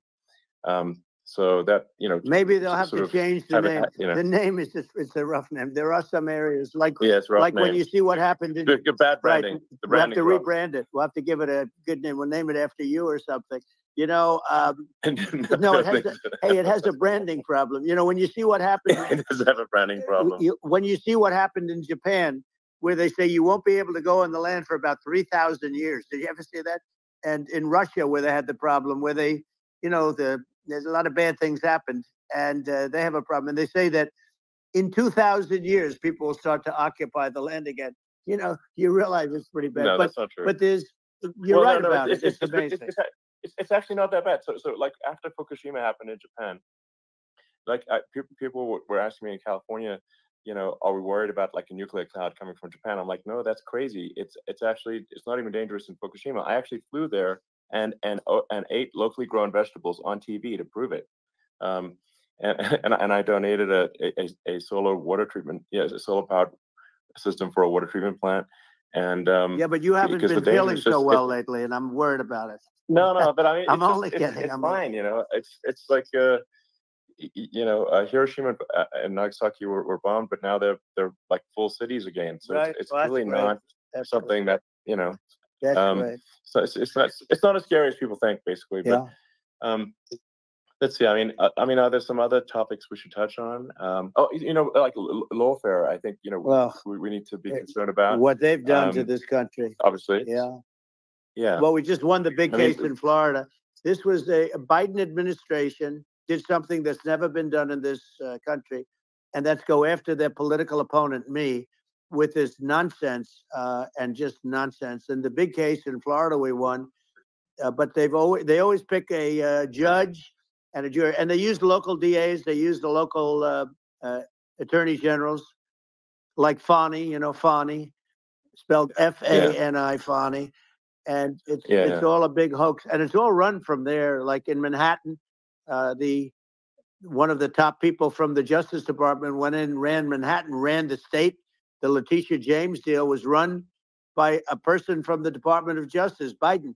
They've never done this before, and they set up a very bad precedent. It's called lawfare, warfare. It's a terrible thing. Never happened in our country. It does happen in banana republics and third world countries, but it's never happened. And the incredible thing is it actually drove my numbers up because people see, fortunately I have a platform like you, or, in all fairness, like a conversation like this, where I can talk about it and people understand. I mean, you fight for election integrity and you end up getting indicted because you're fighting for election integrity. And when the day comes that you can't fight for election integrity, you don't have a country anymore. So what happens is they went after their political opponent, me. Now Biden's, close to vegetable stage, in my opinion. Okay, I looked at him today on the beach, and I said, "Why would anybody allow him? The guy could barely walk. Why would anybody allow him? Does he have a political advisor that thinks this looks good? He thinks this looks good because it looks so bad, and it's ridiculous. I mean." And he's been doing that for a long time. He can't lift the chair. The chair weighs about 3 ounces. It's meant for children and old people to lift. And he can't lift it. The whole thing is crazy. Well, he's clearly, he's clearly like, we just don't have a president right now. You don't have a president. And she's going to be worse than him because she is a San Francisco liberal who destroyed San Francisco. And then as attorney general, she destroyed California. You talk about location, and we're talking about the sun and the water and all. There's nothing better than California. She has destroyed that. She was the original DA. She was the original in San Francisco. She was the original attorney general in California. What she has done to California is, well, you know better than I do. You just left California for a lot of those reasons. And what she's done with crime, with cashless bail, where you kill somebody. I mean, we have states there, you kill somebody and they let you out right away. I mean, you don't have to even put up, and then they never find the people unless they kill again, and then they let them out again. Our country is becoming a very dangerous place. And she is a radical left San Francisco liberal. And now she's trying to protect. Now she's looking like she wants to be more Trump than Trump, if that's possible. I don't think it's possible, but she wants to be more Trump than Trump. Yeah. I want a wall. I think that's, she wants to release all the prisoners that are in detention. And some of these guys are really bad. Right. That just came out today. She doesn't want to build the wall, even though the walls work. Walls and wheels. In your business, everything you do is obsolete, almost, well, not the tunnels, but everything is obsolete. Even your rocket ships, they're like a month later, they're obsolete. You find a better way to. The only thing that's not obsolete is a wall and a wheel. And the wall, I built hundreds of miles of wall, and that's why we had such good numbers. I was going to add 200 miles. We bought it. We could have flipped it up in 3 weeks. And they sold it for 5 cents on the dollar. That meant, I said, wow, that means that they actually do want to have open borders. She wants to have open borders. And now she's going like she's tough on the border. It's such a lie. Yeah, this is simply not Yeah. true. This is simply No, not and true. everybody Yeah, knows it's it's simply not not true. true. It's a disgrace that she can Yeah. say it. No, I mean, obviously, what's happening sort of overnight is they're rewriting history and making Kamala sound like a moderate when in fact she is far left, like far left. Worse than Bernie Um, Sanders. She is considered yeah, more liberal by far than Bernie Sanders. She's a radical left lunatic. And if she's going to be our president, very quickly, you're not going to have a country anymore. And she'll go back to all of yeah, the things that she believes in. She believes in defunding the police. She believes in no fracking, zero. You know, now all of a sudden she's saying, no, I will. I really want to see fracking. If they got in, the day she got in, she'll end fracking. And by the way, if people didn't think that, the lunatics that really believe in that, they won't vote for her. You know, like the Palestinians and Israel. She is so anti-Israel, and she's bad for both. Biden actually did something that was impossible. Both sides hate him. You know, both sides. That was a hard thing to do. Unification. Yeah, no. I mean, Netanyahu came to give a talk to a joint Senate and House sitting, and I was there, and Kamala stood him up. You know, what does that say? I think it's highly disrespectful. And I say, if you're a Jewish person or if you believe in Israel, if you're a person that, you know, is a very pro-Israel, if you vote for her, it's worse than Biden. And Biden was bad. But if you vote for her, you ought to have your head examined. And you see tonight, I mean, as we're doing this, I'm seeing reports coming that they expect an attack tonight or tomorrow from hundreds and maybe thousands of rockets. You know, their Iron Dome, as they call it, as we all call it, but their shield that they build, that can be swamped. We'll use the term that's appropriate, swamped. But they swamp it by shooting enough missiles. You know this better than anybody. By shooting enough missiles, they can't defend themselves. You know, they just obliterate the whole place. And that's what some people think they're looking to do. And we have no leadership. There's no respect for the United States of America with these people. And I'm telling you, she'll be worse than him because she's a believer in being radical left, and he wasn't. I think you're right. I mean, you really, it's important for the public that may be listening to this to look at Kamala's track record, you know, before the last month, and say, is that a track record you agree with? And I think if you're an independent moderate, you definitely would not agree with it, because it is her behavior has been far left, and we're seeing just an overnight propaganda attempt to rewrite history and make it sound like Kamala's moderate when she in fact is not moderate. Well, her running mate approved, signed into legislation, tampons in boys' bathrooms. Okay, now that's all I have to hear. Tampons in boys' bathrooms, and that means she believes in that too. I mean, she picked this guy because he was the closest to her. A lot of people thought she'd pick sort of the opposite, but she picked an anti-Israel radical left person. But she is far worse, they say, than Bernie Sanders. If we have her as a president, if we have a Democrat at this moment as a president, I don't think our country can survive. I think it's a massive. I think we're in massive trouble, frankly, with the Kamala administration, and that's my honest opinion. And I think really it's essential that you win for the good of the country for this election. And I mean I'm just stating my opinion. Now you know you may have seen this, but I got a letter from the EU Commission, saying, you know, to not have disinformation on during this discussion that we're having, and you know, there's a lot of attempts to do censorship and to force censorship even on Americans from other countries, and you know, what do you think about that? Well, I know the European Union very well. They take great advantage of the United States in trade, as you know. We, through a different forum, NATO, we protect them. And yet, if you build a car in the United States, you can't sell it in Europe. You just can't sell it. It's impossible. The same thing with our farmers. Our farmers find it very difficult to do business. You know, we have a deficit with them of $250 billion.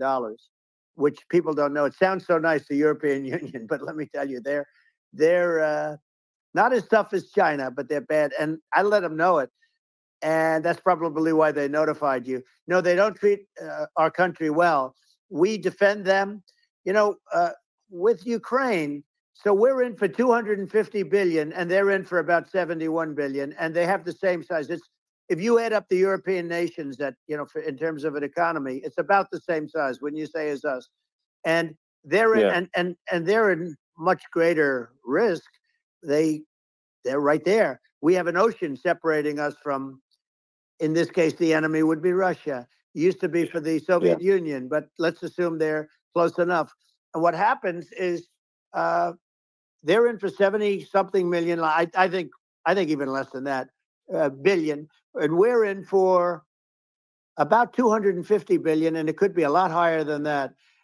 And I say, why aren't you going to equalize? Why aren't they paying what we're paying? And they're in much more, it's much more important for them because of the fact that, they're right near there. I mean, they're all sort of in that location. We're not. But they should, and I did it with NATO.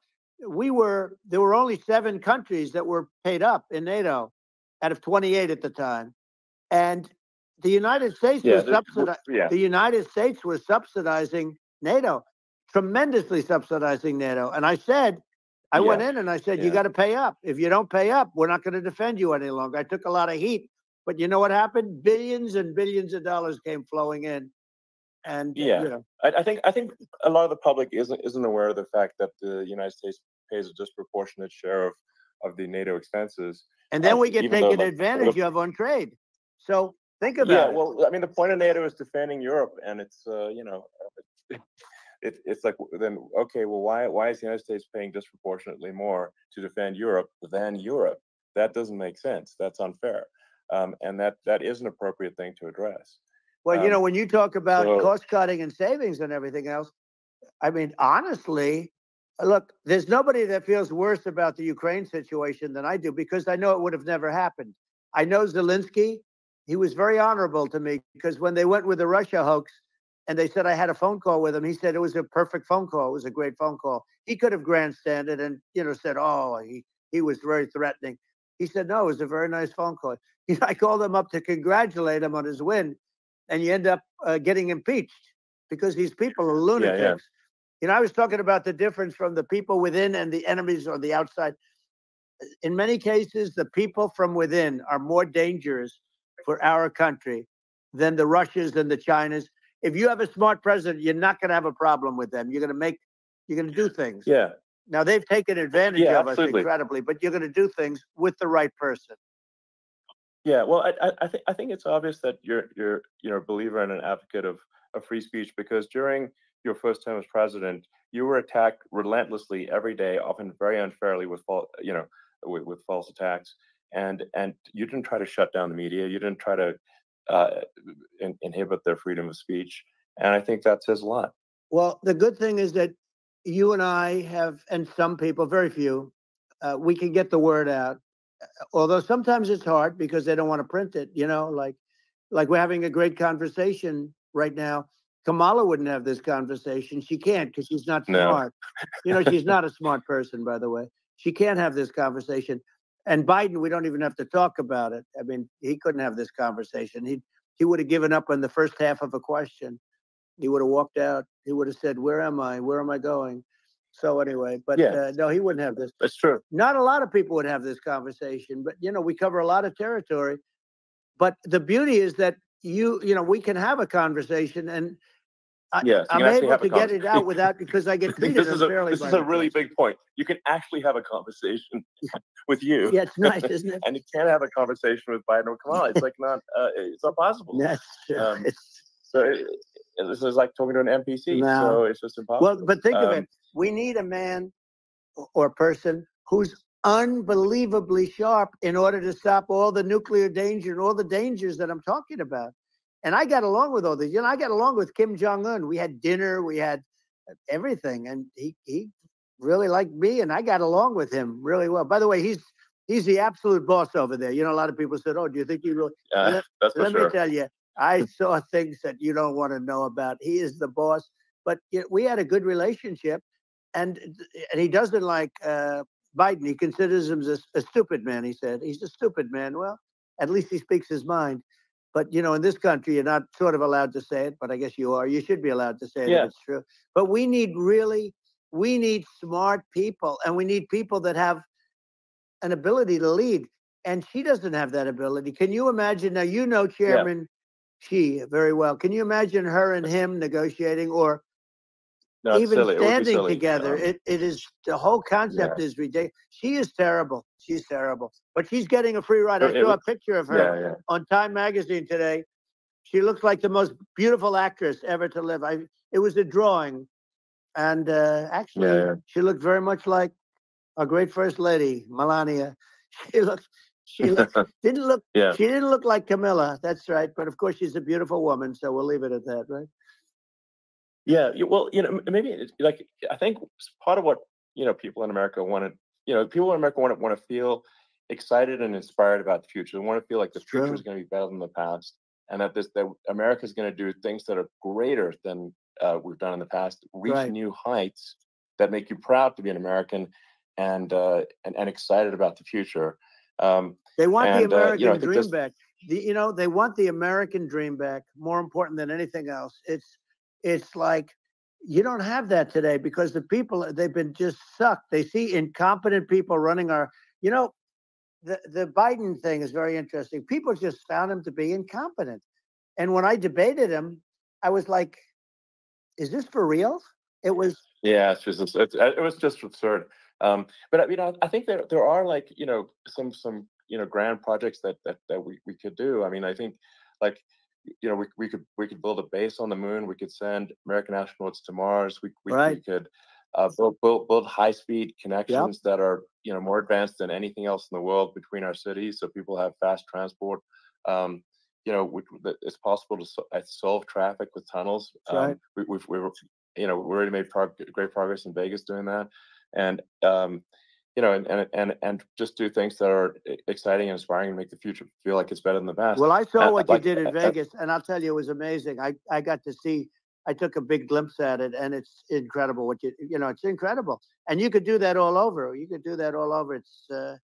It's deep. Yeah, you don't even need much structure. Assuming you're in the right area. No, it's straightforward. It's amazing. I think we could do some things that, like China's got incredible high-speed rail between its cities, but I think it's actually possible with tunnels, if with deregulation, with an ability to actually, where it's like legal to actually do the tunnels. Then you could have high-speed tunnels that are actually better than anything else in the world for high-speed transport between cities, and that would be something that Americans can say, "Wow, okay, we've got something that's cooler than anyone else in the world." That's the kind of thing that makes you proud to be an American. And much safer than surface trains, where there is a danger there. With crazy people, it's much safer, much better. And it's sad, because I've seen some of the greatest trains. I find it fascinating, and I've seen the systems and how they work, and the bullet trains, they call them, I guess, and they go unbelievably fast, unbelievably comfortable, with no problems. And we don't have anything like that in this country, not even close. And it doesn't make sense that we don't. Doesn't make sense. Yeah, and I think also, like, there's I'm kind of hopping on the excess regulation, but I think something that I think people can generally understand is that what happens with laws and regulations is that there's more and more of them every year, and unless there's a process to clean them up, eventually everything becomes illegal, and that actually it slows down the development of new technologies. I mean, if you take the sort of, like, I think there's room for some reform at the FDA for improving the speed with which we approve drugs that could help save lives and improve people's lives.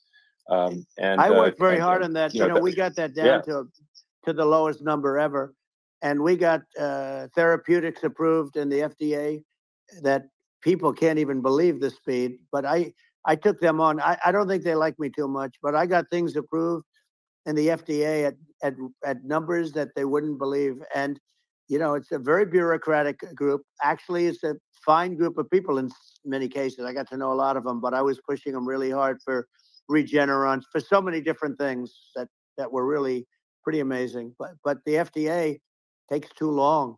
It's 12 years to get a product approved. I got it down to 4, and I got some things done very quickly. But it's really something that is going to have to be worked on because it takes too long.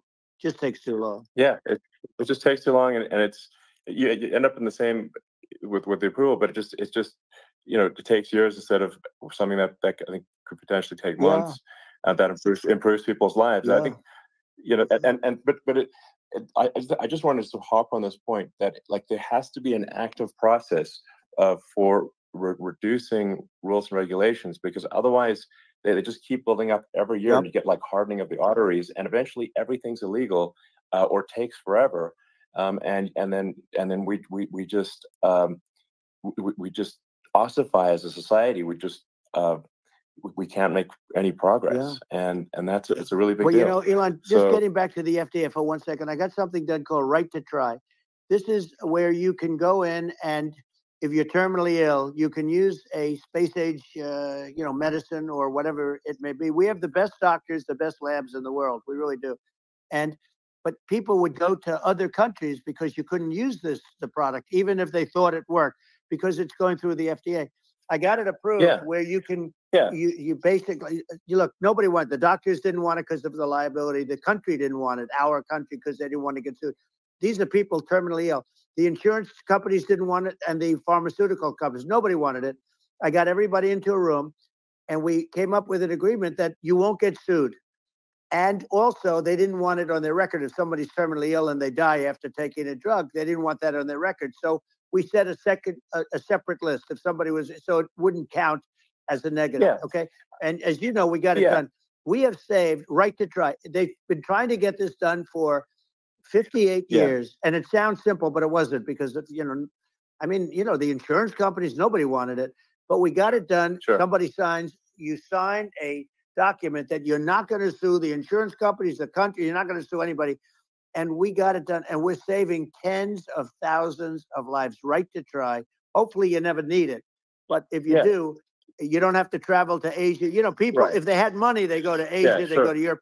If they don't have money, they go home and die. That's what happened. They'd go home and die. Yeah. Well, I mean, and actually, to give Europe some props here, it's like if a drug is approved in Europe, which has a crazy amount of regulations, it should obviously be approved in the U.S. Yeah. I mean, they get more regulations than we do. So why would a drug be approved in Europe and not in the U.S.? That's crazy. Well, we did it. We did something that really, they've been trying to do it for 50 years, and they just couldn't get it done, and I got it done. And it's really something. But you're right. Some people go to Europe because a drug isn't approved here, but it's approved in Europe, and it's a drug that, generally speaking, would work. It's pretty crazy. Absolutely, you're right. And I think so, as long as people are properly informed of the pros and cons, and like these are the risks, this is the risk, and like you make your own decision. That makes sense. Well, I think just in sort of closing up, and by the way, I'm looking at the numbers. You got a lot of people listening. I hope you don't get nervous, because you got a lot of people listening to you right now, like 60 million or something.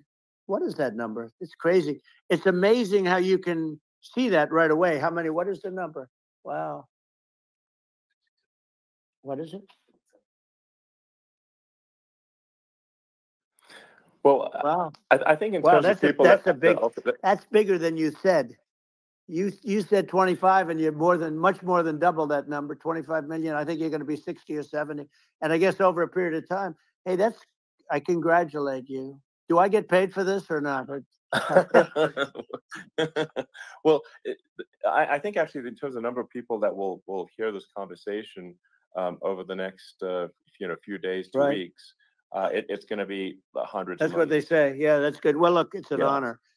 I just asked this: are you better off now, or were you better off when I was president? Nobody's better off now. People, we put out polls on that, and nobody's better off now. Inflation has killed it.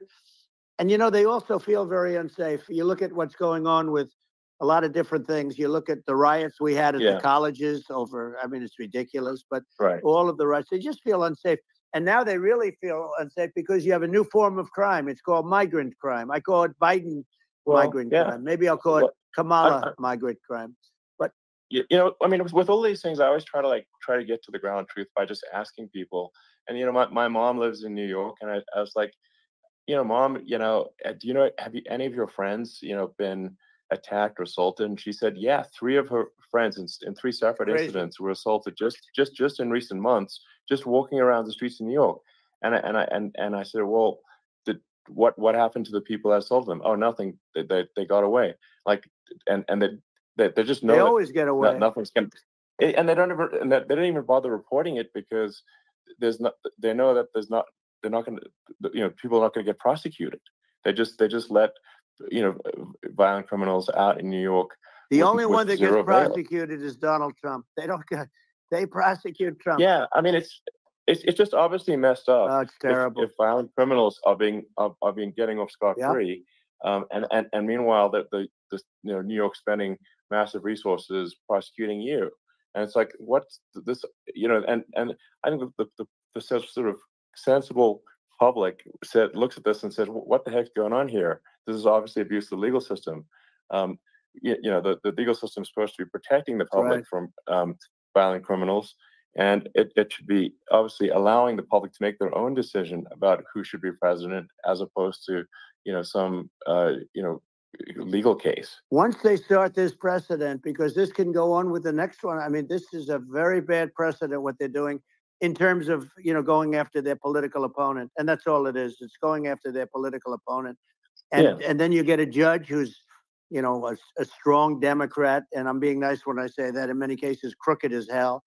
But you get a judge, and you go into an area where a Republican gets 3 or 4% of the vote, and you'll have a jury pool with people that hate Republicans or hate. It could also be the other way, though, because it could start the other way in areas where they hate Democrats, and you get into a Pandora's box. It's a very dangerous thing for this country, and a very dangerous thing even for the state.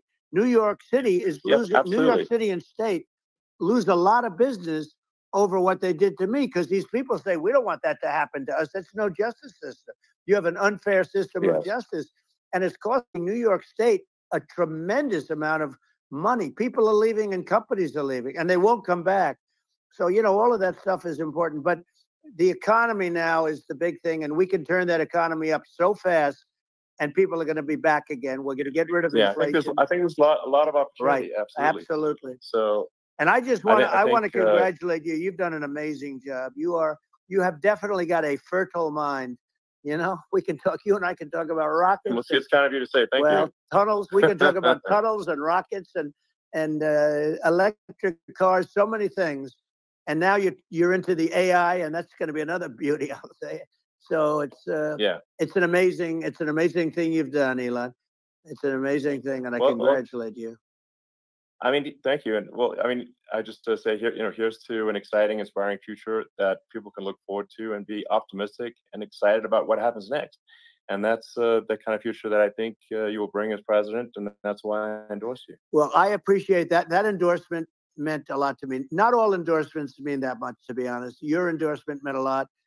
And, we have a phrase, make America great again. It's pretty simple, but it really says that we want to make America great again. And we can do it. We can do it now.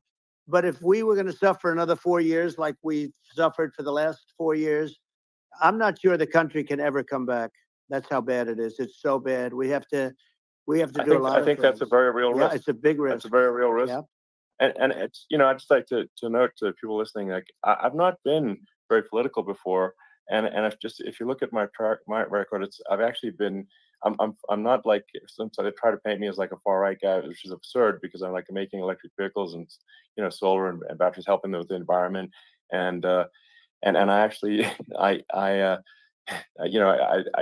supported Obama. I stood in line for 6 hours to shake Obama's hand when he was running for president, and so it's not like I'm like some sort of dyed in the wool long-term Republican. I call myself historically a moderate Democrat, but now I feel like we're really at a critical juncture for the country, and I think a lot of people thought the Biden administration would be a moderate administration, but it's not, and obviously we're just going to see an even further left administration with Kamala. That's my honest opinion. I mean, her dad is literally. I mean, she was brought up as an actual. Her dad is a Marxist economist. You can Google it. I mean, it's not a. We're not making this up. That's how she was brought up. So, and we want to have a future that is prosperous. And I think we're just at this critical juncture. And I think this is a case of the America is kind of at a fork in the road, and True. And I think it will take if the path to, like you are the path to prosperity, and I think Kamala is the opposite. Then that's my honest opinion. I'm gonna get attacked like crazy, and I've also experienced quite a bit of lawfare myself, but I'm just trying to tell people my honest opinion, and I haven't been really active in politics before. And I'm just trying to point out that my track record historically has been moderate, if not moderate, slightly left. And so this is to people out there who are in the moderate camp to say, I think you should support Donald Trump for president. And I think it's actually a very important junction in the road, and we're in deep trouble if it goes the other way. Well, I want to thank you. And, I actually always did think of you as somewhat left. I must say that. So it's Yeah. even more of an honor to have your endorsement. I know how strong you feel about it. But, when you think of her, San Francisco, 15 years ago, I had a great friend, Bob Tish. He said it's the greatest city in America. And now it's almost not livable there. And California likewise. And she was involved in the destruction of San Francisco and the destruction of California. And she will be involved in the destruction of our country if people are so unwise as to elect her. And I hope that doesn't happen. And I hope the elections are going to be run honestly. And we're going to turn this country around. We're going to do things and we can do it fairly quickly. And we have to get rid of the criminals that have been, given to us by other countries as they laugh. They laugh at us. They think we're stupid to accept these people. These are radical, stone cold killers in many cases and terrorists. And they're in our country by the hundreds of thousands. Yeah. And we have to take them out. Yeah. I mean, if I could summarize it, perhaps, I think these are issues that I think most people in America would agree with, which is that we want safe and clean cities, we want secure borders, we want sensible government spending, we want to restore both the perception and reality of respect in the judicial system. Just stop the lawfare, and I think that's like. And how are those even right-wing positions? I think those are that's just common sense, and that's. I mean, would you agree with that? 100%. I don't understand. The whole, they call it progressive. They don't like the word liberal anymore, but call it liberal or progressive. I don't understand how somebody could say that it's okay for them to empty prisons into our country. And again, I told you their crime rates all over the world are going way down, which makes sense. In fact, the next time what we'll do is, if something happens with this election, which would be a horror show, we'll meet the next time in Venezuela, because it'll be a far safer place to meet than our country. Okay, so you and I will go and we'll have a meeting and dinner in Venezuela, because that's what's happening. Their crime rates coming down and our crime rates going through the roof. And it's so simple. And you haven't seen anything yet, because these people have come into our country and they're just getting acclimated. And they don't know about being politically correct law enforcement or lack of law enforcement. And our police, I have to just end with this. We have great police. We have great law enforcement, but they're not allowed to do their job. They have to be able to do their job without being destroyed. Well, absolutely. And it's obviously demoralizing if you're a police officer risking your life to arrest violent criminals who could kill you and do kill you sometimes. And then you arrest the violent criminal, and then the DA, doesn't prosecute and that's let the guy out. Well, then, like, why should a police officer risk their life to arrest a violent felon? Well, even worse, Elon, if nothing's going to happen. Even worse, they prosecute the police officer. They go after it and they prosecute the police officer, and they take away his pension. They take away his job. He loses his family. He loses his house. Well, I thought it was very telling, like incredibly telling, that when there was that case where sort of a gang of thugs beat up police officers. I think it was in Times Square in New York, and and then nothing happened to those guys. They were let out, zero bail, and I think a bunch of them were given free tickets to California. Well, what is I mean, that is a gross indignity against the United States, and that's how, I mean, this is insane. Like, have we lost all pride? What that, how can such a thing be allowed to occur? I've never seen anything. You know, we see where they get shot. It's a very dangerous profession, but it's something they're very proud of, and they want to be able to do their job. But I've seen them get shot. I've seen a lot of things, but I've never seen where these guys are standing in the middle of a big street, everybody watching them, and they're literally boxing, like punching, stand up fighting a police officer. There were two of them, and you had about six of these guys, and they're punching the hell out of them. And in their own country, they would be dead if they did that. They'd be shot. Yes. They would be shot instantly. And, you know, they come from these countries, and it's taking them a while to realize that we don't do that in this country. But in their own country, if they stood on a street and had a fight with a police officer, they would be shot. There's no political correctness. And it's such a sad, it's such a sad thing to see. And that's the reason you have crime, by the way, because we don't do anything about it. Yeah, we just cannot have a situation where our police officers are beaten up on camera by, you know, a gang of illegal immigrants, and then nothing happens to the guys that beat up the cops. I mean, and they're let out.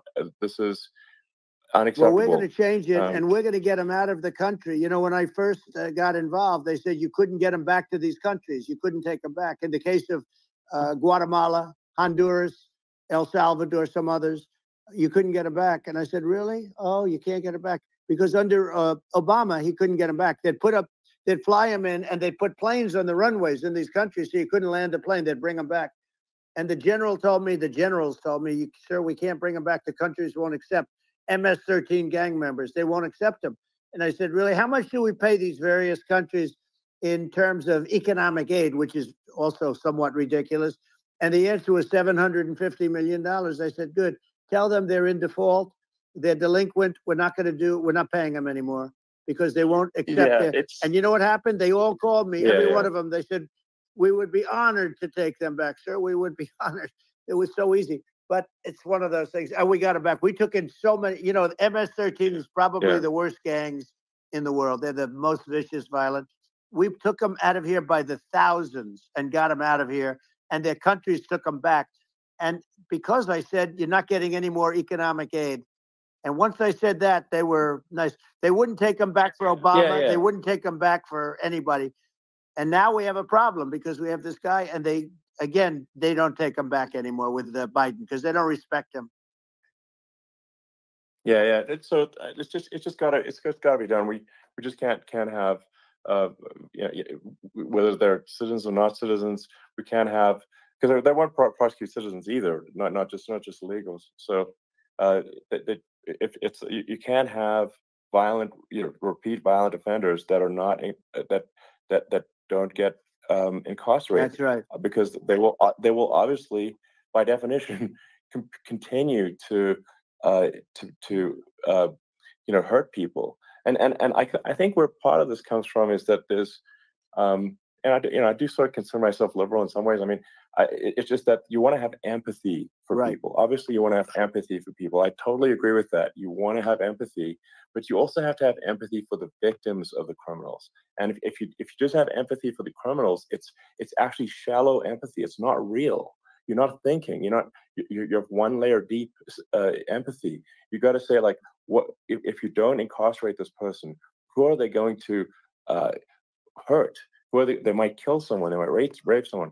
If you don't incarcerate them, you have to have empathy for the victims.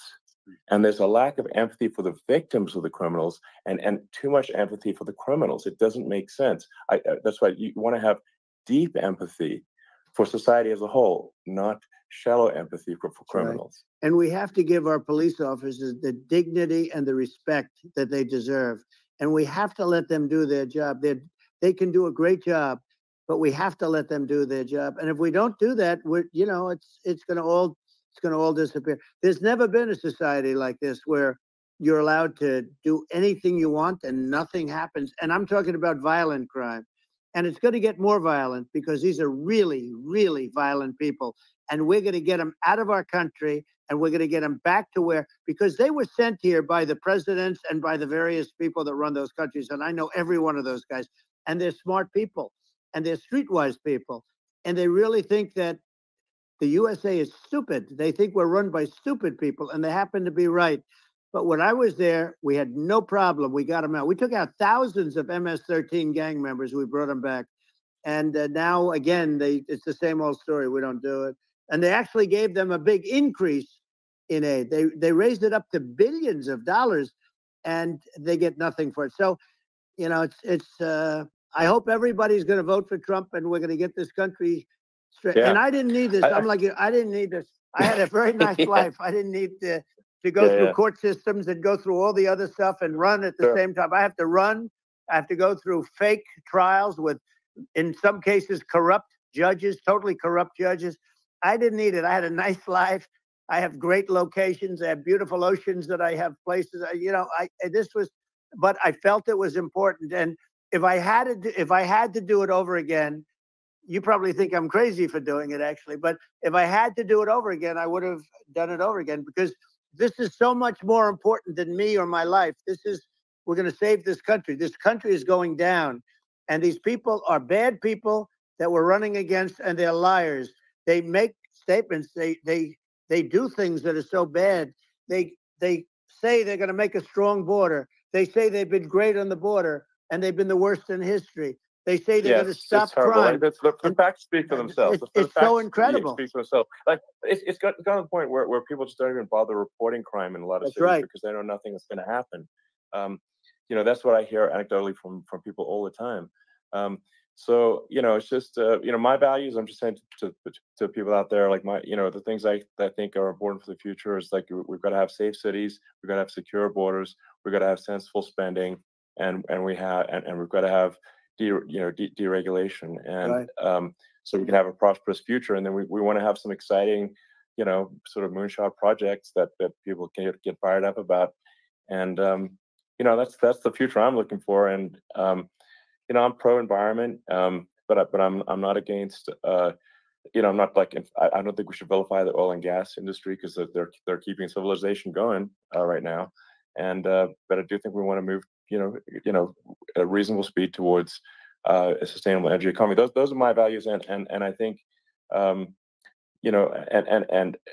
so, I mean, that's why I'm supporting you for president. Well, I appreciate it. We're going to give incentive to companies to come into our country, not to leave our country. We're going to be giving tremendous incentives. We want companies to build here, not to build in other locations. And we want to create jobs. And again, it's about the American dream. You don't hear about the American dream anymore, Elon. You don't hear. You're the American dream in the truest sense, but you don't hear about the American dream anymore. And you're going to hear about it. People, they need that incentive to go out and do it. And they're going to love their lives. I mean, they're going to look forward to getting up in the morning and going to a job that they love, not a job that they can't stand, or not any job at all, where they have no money, where they literally have no money, and then they end up with violence and lots of other problems. No, we're going to do some great things. And I learned a lot in the first. We had a great economy and all of that. We rebuilt the military. We did so much, but I also learned the best people. I learned the good people, the smart people, the dumb people, the people that can do things. The people, you learn. When I first came in, I tell people I was in Washington, D.C. only 17 times, according to the fake news media. I was in 17 times. I never stayed over. And you don't know people. You rely on other people to give you names, and then you realize the people you relied on weren't so good. Now, we had great people, but we also had some where I wouldn't have, used them had I known. Now I know everybody. And I think we're going to really turn things around fast. We have no choice. Otherwise, we're not going to have a country. And I really appreciate this. To me, it's been a lot of fun being with you. You're an amazing guy. You've done an incredible job, and a great inspiration to people, a great inspiration. And I hope you keep going and just continue to do well. And we're going to have a big election coming up. And I think November 5th will be the most important day in the history of our country. I think that election will be the most important election. And I think it'll end up being maybe the most important day in the history of our country, because if we don't win, I just feel so sorry for everybody. No, I think we're at a fork in the road of destiny of civilization, and I think we need to take the right path, and I think you're the right path. So I think that's what it comes down to. Thank you very much, Elon. It's a great honor, and we'll do it again sometime. And it's been really fun, and I hope you got a lot of viewers. I hear you got a lot, but I hope you got. Yeah, I know you got a lot of them. So I appreciate it. I'll see you soon. All right, sounds good. Thank you.